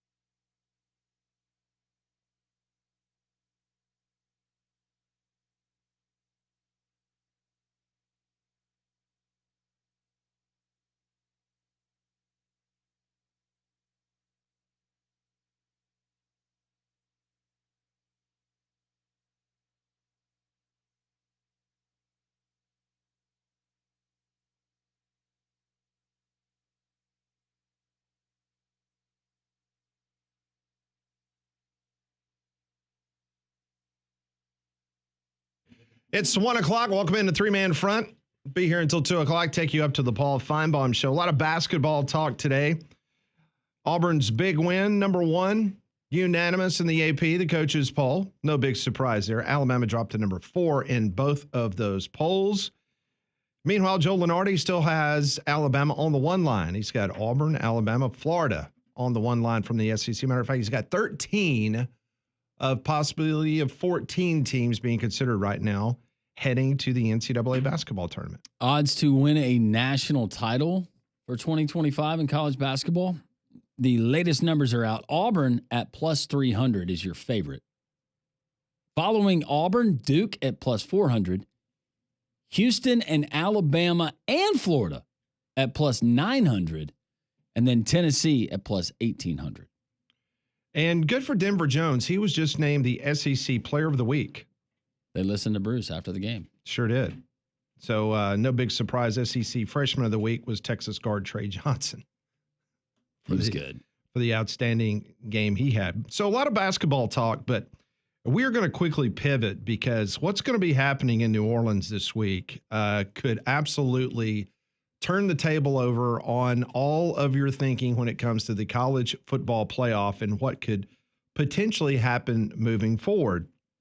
So the SEC and the Big Ten athletic directors, they're going to meet Tuesday and Wednesday in New Orleans. Now, this is going to be the second time in the last 5 months. CFP expansion, possible football schedule agreement, all are going to be discussed between the two conferences. Now, as far as the college football playoff future goes, the Big 12 athletic directors are expected to discuss the future playoff format at meetings this week. And the ACC athletic directors, they met last week in Charlotte. So both of those conferences are opposed to the SEC and the Big Ten receiving more automatic qualifiers than any other Power 4 conference. Remember, that's what has been on the table from the Big Ten and the SEC. So all of this is going on. The College Football Playoff Management Committee, they're scheduled to meet on February the 25th in Dallas, where it is expected that the SEC and the Big Ten is going to present ideas for a future format. We've said this constantly as a reminder that any potential change for 2025 has to be unanimous, has to be all 10 conferences and the athletics director from Notre Dame University. That ain't going to happen. There's not going to be any change on what we saw this year in the college football playoff. That's why the Big Ten and the SEC are meeting this week in New Orleans. So leaders from both the SEC and the Big Ten, they have spent the last several weeks evolving a format idea. Multiple automatic qualifiers per league into a more realistic proposal. They're looking at a 14 to 16 team model. It would grant 4 automatic qualifiers to each the SEC and the Big Ten, 2 to the ACC and Big 12, and then 1 to the highest ranked Group of 5 champion. Now, that would include 1 or 3 at-large spots, depending if you go the 14 or the 16 team model. One of those is intended to be Notre Dame if the Irish finish inside the top 14. And that's no different than what it used to be in the old BCS days, because if they were one of the top 6 teams, Notre Dame would be involved in a group of 6 championship game there on around the first part of the year. Now, a 14-team format would pit the top 2 seeds having byes. Now, if there's a 16-team structure, there are no byes whatsoever. 0. If either the College Football Playoff Selection Committee's role, this will be greatly diminished. So if you go to a 14 or a 16, basically the committee's going to rank, and then it falls out exactly the way you rank them. That sounds kind of nice, actually. There will be no obscurity. There's not going to be any of this debate. It is going to be you ranked them. This is where they fall. This is when they play. There are no byes in a 16-team college football playoff. Now, where the SEC and the Big Ten, where they have the upper arm on everybody else, if you look at 11 years of data of the college football playoff, the average, the total number of teams that the Big Ten would have put in a 16-team format would have been 59. That comes out to an average of 5.3 teams per year in the college football playoff. The SEC had 55 teams that would have qualified. That's right at 5. God, we suck now. So there's a reason why the SEC and the Big Ten are being strong-armed, where they are telling people, look, we want 4 automatic bids. And everybody else is saying, no, that's crazy. We can't give you that. Well, if you look at the data, the SEC and the Big Ten would have absolutely, matter of fact, they would have gone over that number based on a 16 team. Now, if you go to a 14 team, the Big Ten averaged 4.6 teams during that time frame. Meanwhile, the SEC averaged 4.7 teams per year based on that thinking. Now, the meetings can bring about a consensus of automatic qualifiers. 9 SEC conference games is another thing that the SEC is looking at. If they go to 9 conference games, the Big Ten and the SEC, they are ready to strike a partnership deal in regards to their scheduling. That's right. You play the 9th conference game, and then all of a sudden, their non-conference then would be cross-pollinate between the two leagues. So you would only play Power 5 opponents. That is correct. Power 4. Power 4. Also on the table is a remade conference championship weekends. No more of you going to play like Lane Kiffin. You don't go play that. That all of a sudden, the championship weekend becomes a possibility of a college football playoff play-in weekend for your conference. Like for tiebreakers or something like that? So if you're a team that's on the bubble, let's say you're a team 4, 5, and 6 in your conference, you could be playing that weekend of a conference championship weekend, if that makes sense. Okay. I don't know how they could do it, but I would like to see that team that's playing from the SEC with a chance to go in, take on that team from the Big Ten. Well, what you're doing is you're playing for your automatic spot that your conference is going to give. And so that would be within 2 conference members. I'm just throwing that. That would be cool. The idea is to play is between the 3rd and 6th seeds and the 4th and 5th seeds. You see what I'm saying? Yep. So the top 2 teams in your conference would have the automatic qualifying. You don't have to do anything. And then you'd have a little mini tournament for 3, 4, 5, and 6, and whoever wins that, the top 2 Correct. teams would. So are you, okay, just for our group in here, I want to ask, are you good with the SEC champion just being determined by the standings? Yes. We had it a long time ago before we got the I have no championship game in the problem with early that. 90s. Totally fine with Especially that. you go to I'm 9 fine with conference it. games. Yeah, if you go to 9 conference games. You don't want to play that 10th one. And then make the play-in games on campus. The higher seeded team gets the game on their campus. And going back to the 14 or 16, and they would do away with the buys if you had the 16 team, just do away with the buys. Have everyone. I agree. I like that. I don't think coaches would have a problem with that. No, well, I mean, you look at how it went this year. It didn't go super well for the teams that got buys. So, yeah. Supposedly the ACC and the Big 12, they are vehemently opposed to any of this. Shocker. Like zero.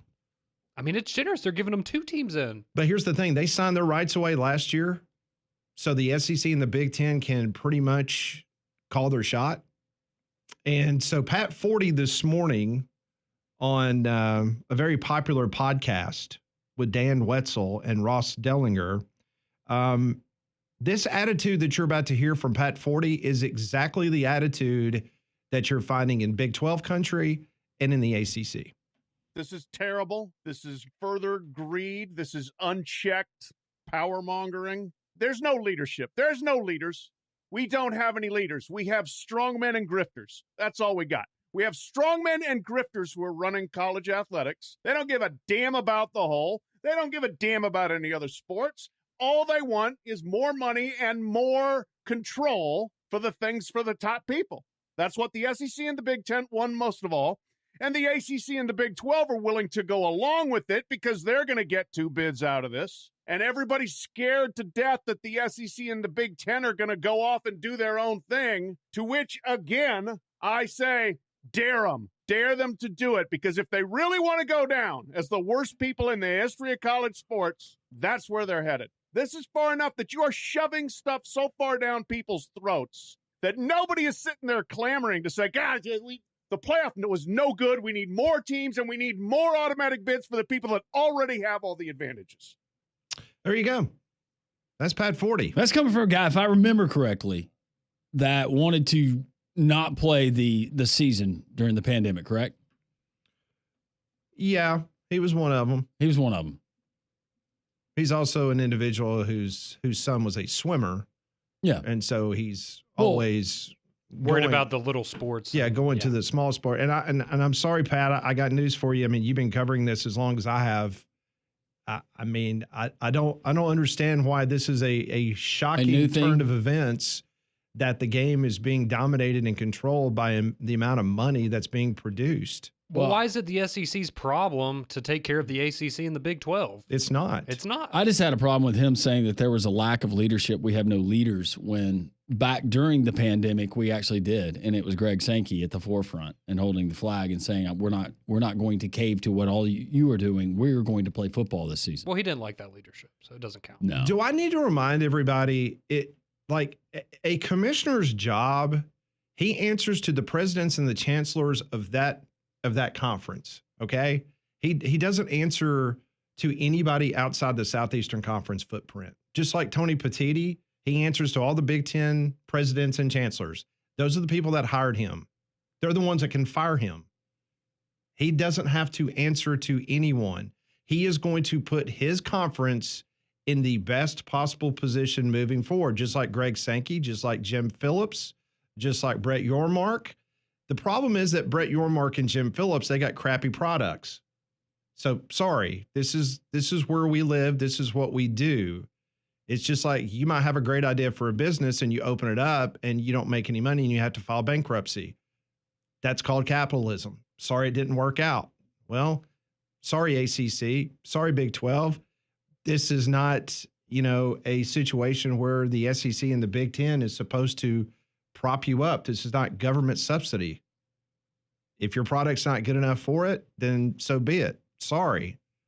But for him to go on and rail on the likes of Tony Petitti, and that was just a snippet. Trust me, there was like an hour and plus minutes of them just going off and on about this situation. So, again, I want them to dare the SEC and the Big Ten to take their ball and walk away. It's comical that they think that would benefit them, and it would be some sort of thing where the SEC and Big Ten would look back in 5 or 10 years and go, man, that was a huge mistake. Like, do they not realize that they need the SEC and Big Ten way more than the SEC and Big Ten need them? It makes no sense. It doesn't. I mean, seriously, dare them. Dare the Big Ten not to play your conference anymore in anything. Dare the SEC not to play your conference anymore. And based on the structure and how Pat Forty and some others would like to see the distribution, I've got the great idea for a leader to come in and do this. Bernie Sanders. Yeah, equal for all. Not do anything on merits or your slice of the pie, your market share. Let's put it even across all the college football. So make a T-shirt. How could you go into a room if you're the ACC or the Big 12 and you have 11 years of data? And I'm sitting here looking at it. The ACC, if you go a 16-team format, over that 11 years, they averaged 2.1 teams would be eligible for the 16-team playoff on the last 11 years. The Big 12, 2.4. The Big 12 has been better than the ACC over the course of the last years based on the data if you take it to a 16 team. If you do a 14 team, the Big 12 at 2.1, ACC a 1.8.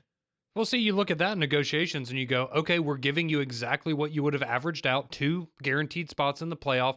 And the SEC and Big Ten, well, we both averaged 5. So we're actually taking ourselves down. We're taking a peg. one less. Yeah, we're helping you guys out by giving you 2 so that we can be below our average so you can stay where you are, and you should be happy with that. And have a window where you revisit it. And if that changes in the next however many years, and it looks like Clemson or the ACC or the Big 12, they would have had more teams that would have been represented in that time, then use that in the next round of negotiations. But see, here's my argument to that. My argument would be the following. If you're going to get 3 at-large bids, then your teams need to be good enough to get at-large bids.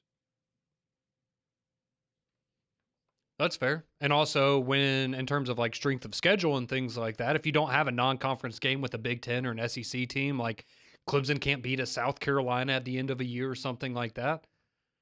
If you haven't proven that you can compete with the best programs and the best conferences, why would So where was Pat Forty when these conferences were signing the rights away to the SEC and the Big Ten last year? Because they had to get the 2024 college football playoff expansion and the 2025 version. Then they signed the rights away so that in 2026, the SEC and the Big Ten, they're going to be the architects here.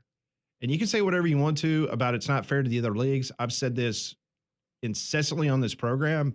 It is not the responsibility of the Southeastern Conference to make sure that Conference USA, the Sun Belt, or the American Athletic Conference survive. It's just not. If you're a believer in what this country stands for, then there's no point in regards to that conversation, because it's not their responsibility to absolutely prop up everybody else in college athletics. Well, and that's what we've talked about, whether it's, a hypothetical of a Nick Saban or somebody of that mind being over college football as the leader of college football. That's what you need in this sort of instance, because I mean, to cry and complain that Greg Sankey is not worried about what's best for all of college football, like you said, Pat, that's not his job. It's not his job. And there's nobody that has that job right now, and that's a big problem. For the people that are against, like a Pat Forty or others, I don't hear the outcry when it comes to potential revenue sharing models and your bigger programs that are going to have to pay more than your other programs. I understand, and I'm not disagreeing with that, but by the same point and same premise, why are they not coming out? If you want to be equal and you want to be treated like everybody else, then okay, we'll find a way to come up with that $15 to $20 million you're going to be paying out or whatever it comes out to. Can't have it both ways. Said it all along. I mean, there just needs to be a split. And either you can pay for it or you can't. Let's do the play-in conference games. I like that. And there's a better chance that you'd be interested in the team that's playing in those games than some of the others we get, where Texas gets that cupcake schedule. I'm just trying to imagine, an ACC playing with the sixth best team playing the third best team, and you would have what, Louisville versus well, that's when we had divisions, North Carolina State. That's what you got anyway. Some years in the ACC title game. Yeah. Everybody knew that Clemson was going to be there, and it's like, all right, Clemson well, and Pitt or whoever. Yeah. Let me actually look over at the growth side of the division. Who are we getting this year? Is it going to be Wake? Is it going to be Pitt? Is it going to be, well, heck, everybody in that division they played in it. So. Yeah. I think it was 7 straight years that there was a different representative for one side of the conference. Like everyone in their division won and got to Charlotte and then got their brains beat in. Well, that's why Clemson was so easy to pencil into the playoff every year, because you knew that they were going to lose in the regular season to a Syracuse or something, and then they were going to get in the conference title game and slaughter somebody. Well, the most excited I ever got about an ACC championship game in football was when Notre Dame pretended to be a member of the ACC that year. Yeah, that was great. We got the rematch with Clemson. Yeah, and that was great. Guess what? It was a boat race. Clemson beat the brakes off of them. Hey, but Notre Dame beat them in the regular season that one time. So the beauty of this is that once this ends in New Orleans, hopefully they're going to have, obviously in conjunction with one another, an idea that they will present to the College Football Playoff Committee later this month in Dallas, and then potentially move forward in 2026. So quickly, you said this at the beginning, just to reiterate, so you don't think, and these big changes obviously can't happen next year, but even the seeding, I know that was a big one with not giving the top 4 seeds to conference champions. You don't think anything is going to change? I think all of those others, they know what is coming down the pike, and they're going to be ornery, and they're not going to be cooperative, and that ain't going to happen. Okay. What you saw this last year is what you're going to get moving forward. Greg Sankey kind of tipped it off about a week ago on Feinbaum's show when he was asked a question, and he just said that it's just, even at this juncture, it's very difficult to get a unanimous decision based on 11 people in a room. It's not going to happen. So we'll see what happens in New Orleans, but get ready. There could be some major headlines coming out of New Orleans in the next couple of days. Should be fun. Or 3-man front. This is Jocks 94.5.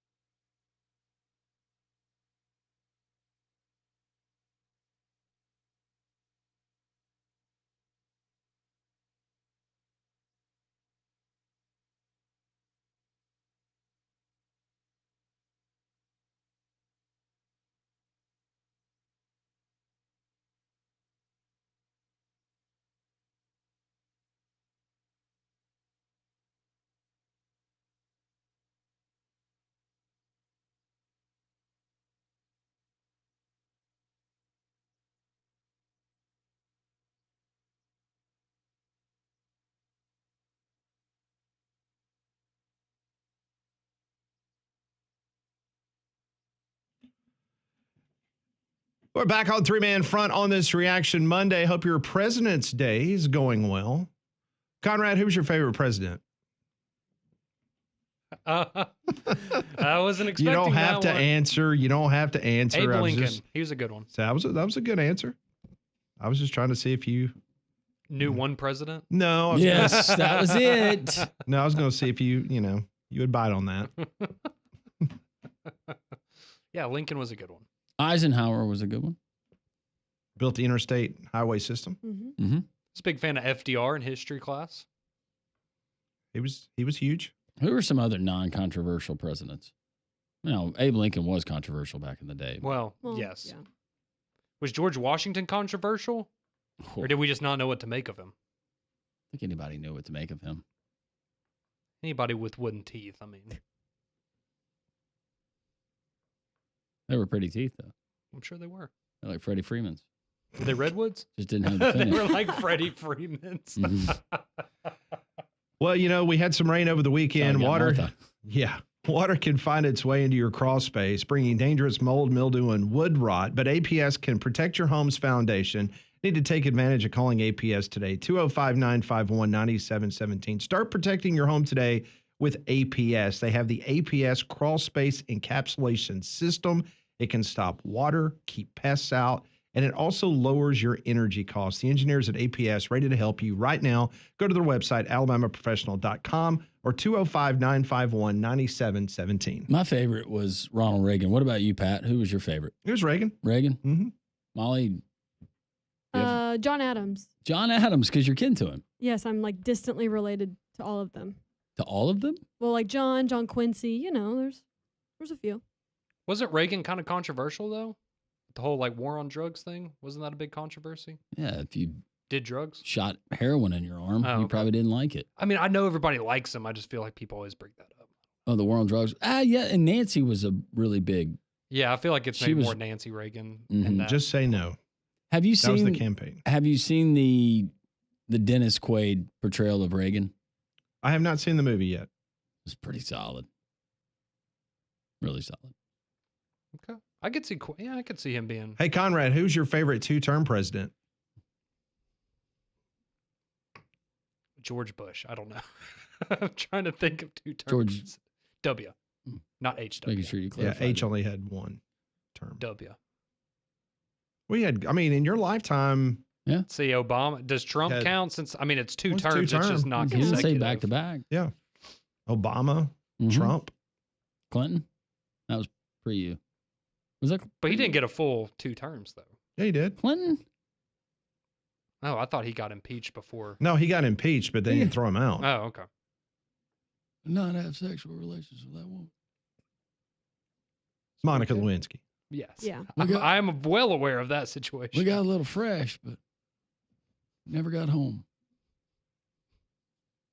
If we're talking baseball, There's too many jokes right now. there's a lot. Who's your favorite 2-term president, Pat? Probably Bush. Who's your favorite 3-term president? FDR. Yeah. That's a good one. Yeah, he was the last one, wasn't he?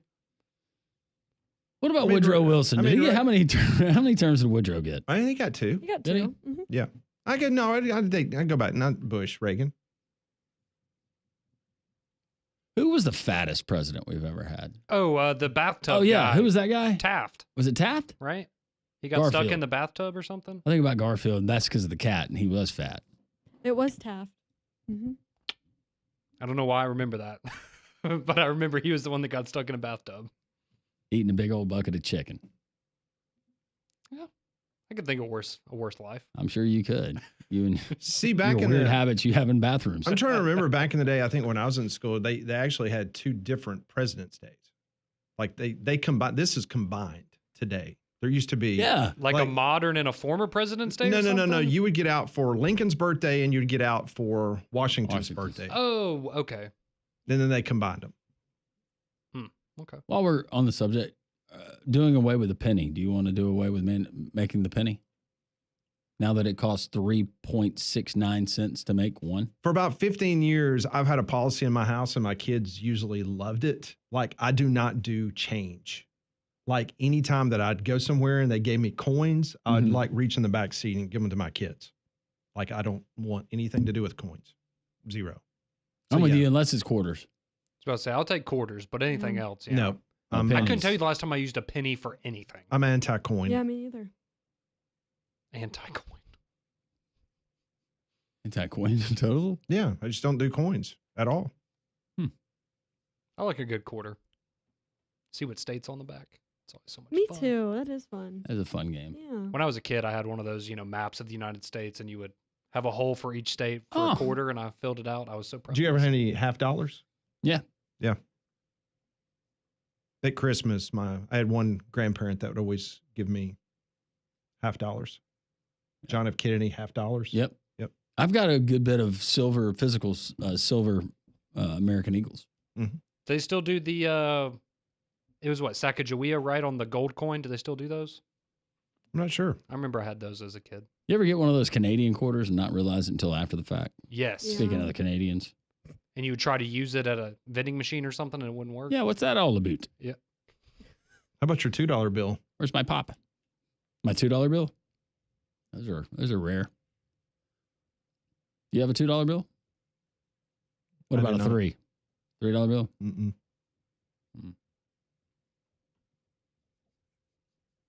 They're fun.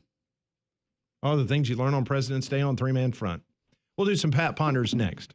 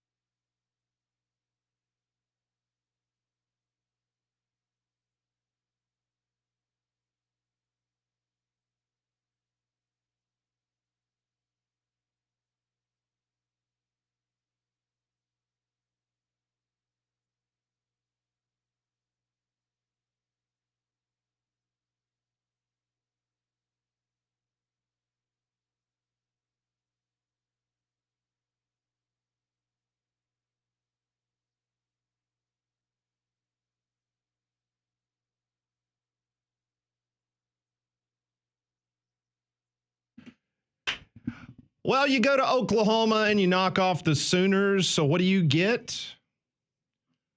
You apparently get an extension. LSU is going to sit tight with Matt McMahon as your head coach. When you said when you go to Norman and get a win, I was looking at Conrad's face.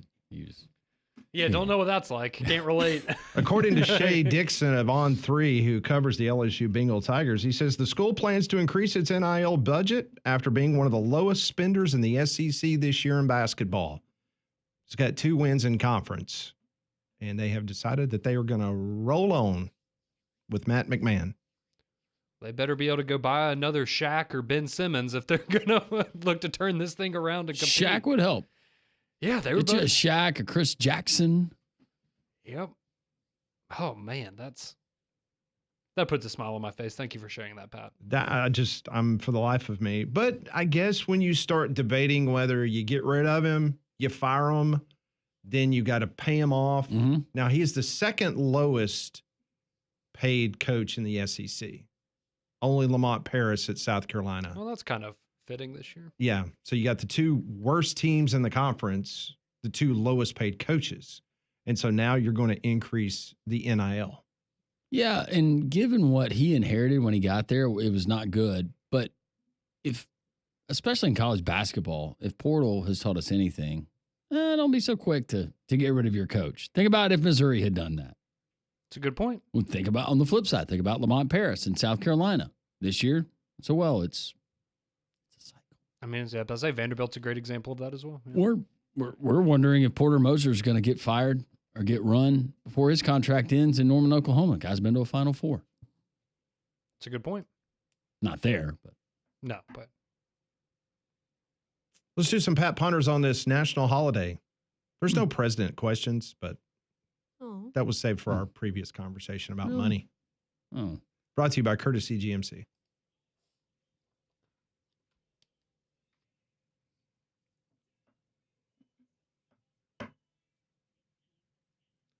Go to courtesybirmingham.com. Check out the latest inventory there at Courtesy GMC in Trussville. Question number 1. After Auburn basketball, who was your number 2 team in the Southeastern Conference? I mean, I think it's still Alabama for me. I mean, you can make a strong argument for Florida with what they did and the way they beat Auburn last weekend.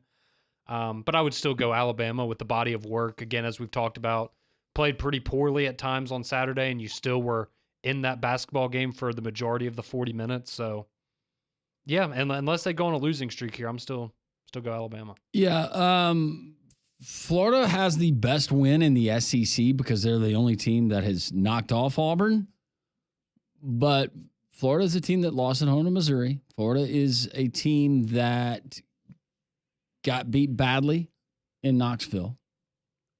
They're not flawless. I think Alabama, I look at that Alabama team as, I think, a tougher matchup for more teams potentially that they could face in the NCAA tournament than Florida. Florida seems kind of hit and miss at times. I'd probably go Alabama 2, Florida 3. Because like Landry was saying, I mean, obviously Alabama, they lost to Auburn. They have that loss to Ole Miss. But then you look at Florida and they lost to Kentucky. You know, obviously, like Landrum said, lost to Missouri and then had that bad loss against Tennessee. But, you know, like you said, they do have the best win. I just think if Alabama plays to their best, they are better than Florida at their best. Who's Alabama? This came up with a listener. Who's Alabama's best win in the SEC this year? Is it Texas A&M? Either that or on the road at Kentucky. The thing with the A&M game is you beat them without Wade Taylor, so some people would maybe hold that against you a little bit. All right, question number 2. Last week, the Lady Longhorns beat South Carolina to end the Gamecocks' 57-game SEC win streak. Yesterday, UConn snapped Dawn Staley's team's 71-game home winning streak. Is the women's basketball dynasty at South Carolina over? No. Texas is number 2 this week in the poll. Irish is number 1. Texas number 2. I was about to say UCLA was number 1 for a while, and then they finally lost. Mm-hmm. Yeah, I mean, I don't think it's over. Maybe they don't win the title this year, but I totally expect. It's like the Chiefs, right? I fully expect them to be right back there competing for a Final Four next year, just like I expect the Chiefs to be competing for a Super Bowl. So, no. Yeah, it's not over. I don't think so. It's all about the tournament. Get it done in the tournament. Win a title. But Dawn Staley, she's too worried about that North Carolina men's job. But losing the way you did to UConn, that was the shocking part, is that it wasn't a close game. You got It was bad. blown out. Yeah. But UConn's very good, too, obviously. Question number 3. Do you think NBA players would play harder if the All-Star game was like golf's Ryder Cup, with American stars going head-to-head with international stars? Yes. I think so. Yeah, I still think the best route, though, is the financial route, because as we've seen with the in-season tournament, they give a crap during that because you get $1 million if you win. And so I think, again, that would help, but unless there's a financial benefit, I don't know if it's going to get any better. I like the patriotism angle. It's for your country. Yeah. Well, now, you've got so many Wembanyama, Luka, Did you watch Giannis. any of it this weekend? No. I watched some of the dunk contest. I watched a highlight of the guy it. that played at McClung or whatever. Mac McClung.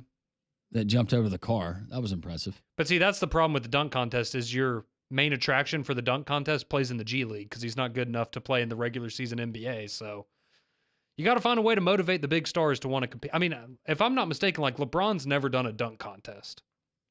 Like that's just wrong in my opinion. So they broke it up in 4 different teams. Correct. And the first team to 40, that was a little tournament they had. You win, yes. And then it got to the final 2. Yes, and I believe it was Team Shaq that won. I think it was his team. Sure.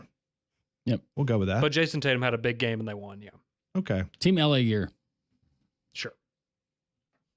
Question number 4. What's a sport you think is underrated or doesn't get enough national attention?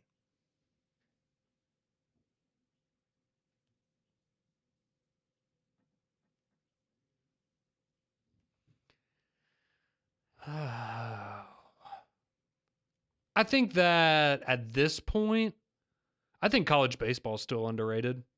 I think college baseball is very entertaining, and I think it's a product that is getting better and better. And I think we see it with the College World Series, and a lot of people seem to get excited for that. But I also just love baseball, like I know we all do. So maybe I'm a little biased there, but I think college baseball still doesn't get the attention it deserves. I'd probably go hockey. I've always liked hockey. My brother played. Living in Michigan, we'd go to Red Wings games, Nashville Preds, and you kind of saw that with the 4 nations and, the viewership that it had and everyone kind of coming together to watch America beat Canada, which was awesome, and hearing Freebird. But I love hockey. I watch way more NHL than I do the NBA, especially the regular season.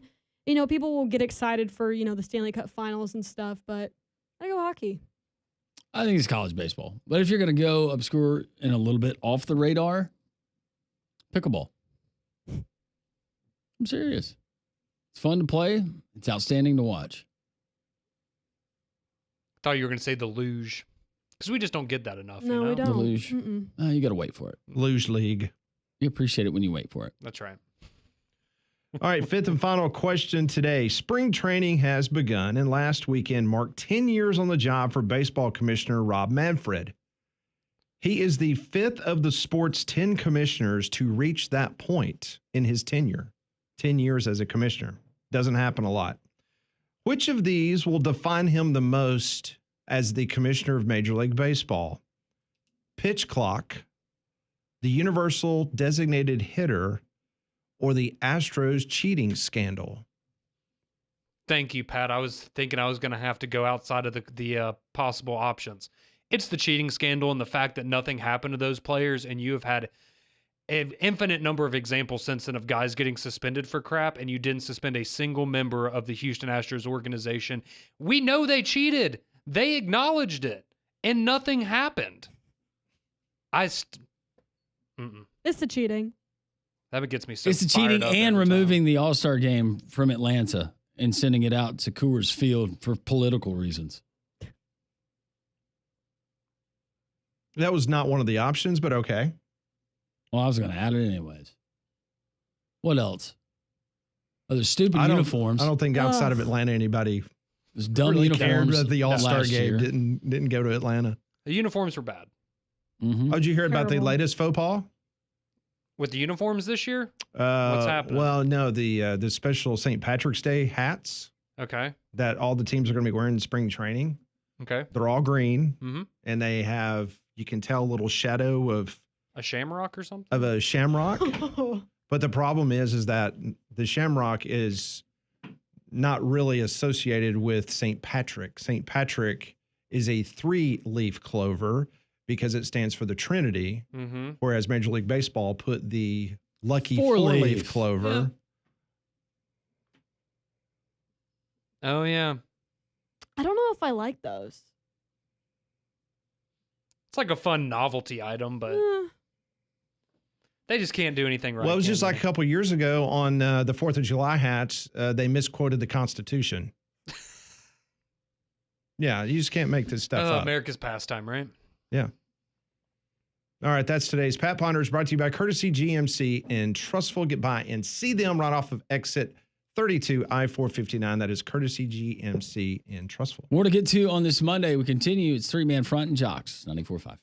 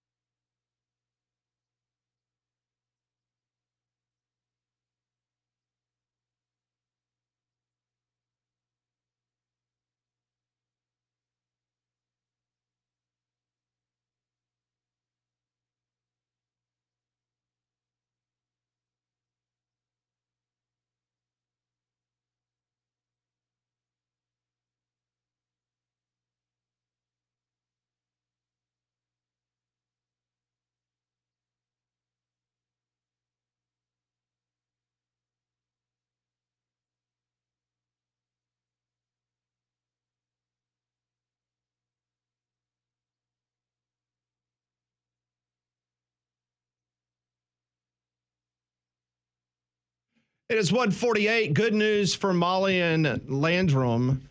YouTube TV, they have officially announced a long-term agreement with Paramount. See, wasn't worried. No. No. That email you wrote. Whew. You can talk about strongly worded. You know, I'm. You mean her parents, since she doesn't have the account? No, I did it on their behalf. They were traveling. Yep. Yeah. Good Sent job. from my mom's email though. That's right. No, that's super news. Wonderful. Now I can catch up on the Yellowstone that I've missed apparently for the past 5 seasons. How many seasons is it? I don't know. I've never watched it. Is that show over or is it still going? I don't know. Couldn't tell you. That You want a spoiler? No. Oh, you don't want to know about Kevin Costner? No, we could have another well, I know pandemic and I'll about watch. that. Yeah, I know about that. You don't want to know about Kevin Costner? No. Nope. Made a lot of people mad. Yeah, I can't believe he's. Is he still going to be the ambassador for Major League Baseball? I don't know, but it was that at the Super Bowl where it was Kevin Costner and Pete Davidson sitting together? Yeah, that was weird. That was bizarre. I would not have put those two together. No, I wouldn't have either. But I don't know. Maybe they're in a See, movie. that would have been the prop together. bet instead of Kelsey's mom showing cleavage. Most bizarre celebrity Like- pairing at the Super Bowl. Most likely to be with Pete Davidson at the Super Yeah. Bowl. Don't Kevin think- Costner would not have been on there. He Who wouldn't was have the made it. potential suitor for Pete Davidson, or Pete Davidson was for that somebody? Was it Giselle? Who Kim was it? Kardashian. Oh, was it No, Kim? they've already dated. Was it Giselle when she got a divorce from Brady? We were throwing out props on who Giselle would land with, Oh, and yeah. Pete Maybe. Davidson. Probably. I mean, he was on a hot streak there for a while. Who else? Kate Beckinsale. Mm-hmm. Ariana Grande. Yeah. Kim Kardashian. I'm sure there's others. Oh, Madeline Klein. Didn't they date? Who's that? The girl from Outer Banks. Oh, okay. What's that? I've never seen it, It's but I a know who you're talking Netflix about. show. Oh, is it like the? The one that takes place in Outer Banks. No, I'm thinking about. Is It's it the name Outer It's Banks. the one that No. what's his name? Armando Baycott was John in. B. Yeah, the North Carolina basketball player. He he was in the Is show. that like one of those other stupid reality series? It's like not a reality No, show. it's not a reality show. Malibu or anything. So Outer Banks is a real show. Yes. Not I've a only fake seen the- show. I've where only they real seen the pretend to be people in first real season. lives. Yeah. Real stories. Okay. I'll check that out as well. Is that on Paramount? Never seen it. It's on No, Netflix. it's on Netflix. Netflix. So earlier today, the director of recruiting at Auburn, Kenyatta Watson, it was announced that he has decided to stay at Auburn. Notre Dame had made a run at him. You know, Notre Dame got themselves a general manager from the Detroit Lions. Mm-hmm. They were trying to get Watson from Auburn. Watson has been given a lot of credit down on the plains in regards to obviously running the recruiting that has been outstanding for the Auburn Tigers the last couple of years. But he has decided that he has declined an offer at Notre Dame. Well, looky there. You've had 2 Auburn staffers trying to be poached by the 2 teams that played for a national championship this year. How about that? That means good things for the upcoming season, right? Sure. Is anybody trying to poach Hugh Freeze yet? No, I don't think so. Yeah, I think there's a reason why you didn't see Hugh Freeze on any of the top 25 lists of coaches in America. His buyout's pretty reasonable. It's very reasonable. Mm-hmm. Yes, it Yeah, is. next season will tell a lot about his future. It will. But I mean, all kidding aside, it is very good that Auburn is able to keep that staff together and the guys that have been key contributors there. We got some more texts we would love to get to. You take the time to text them. We will try to read them. 205-834-9450. And some of these context related, but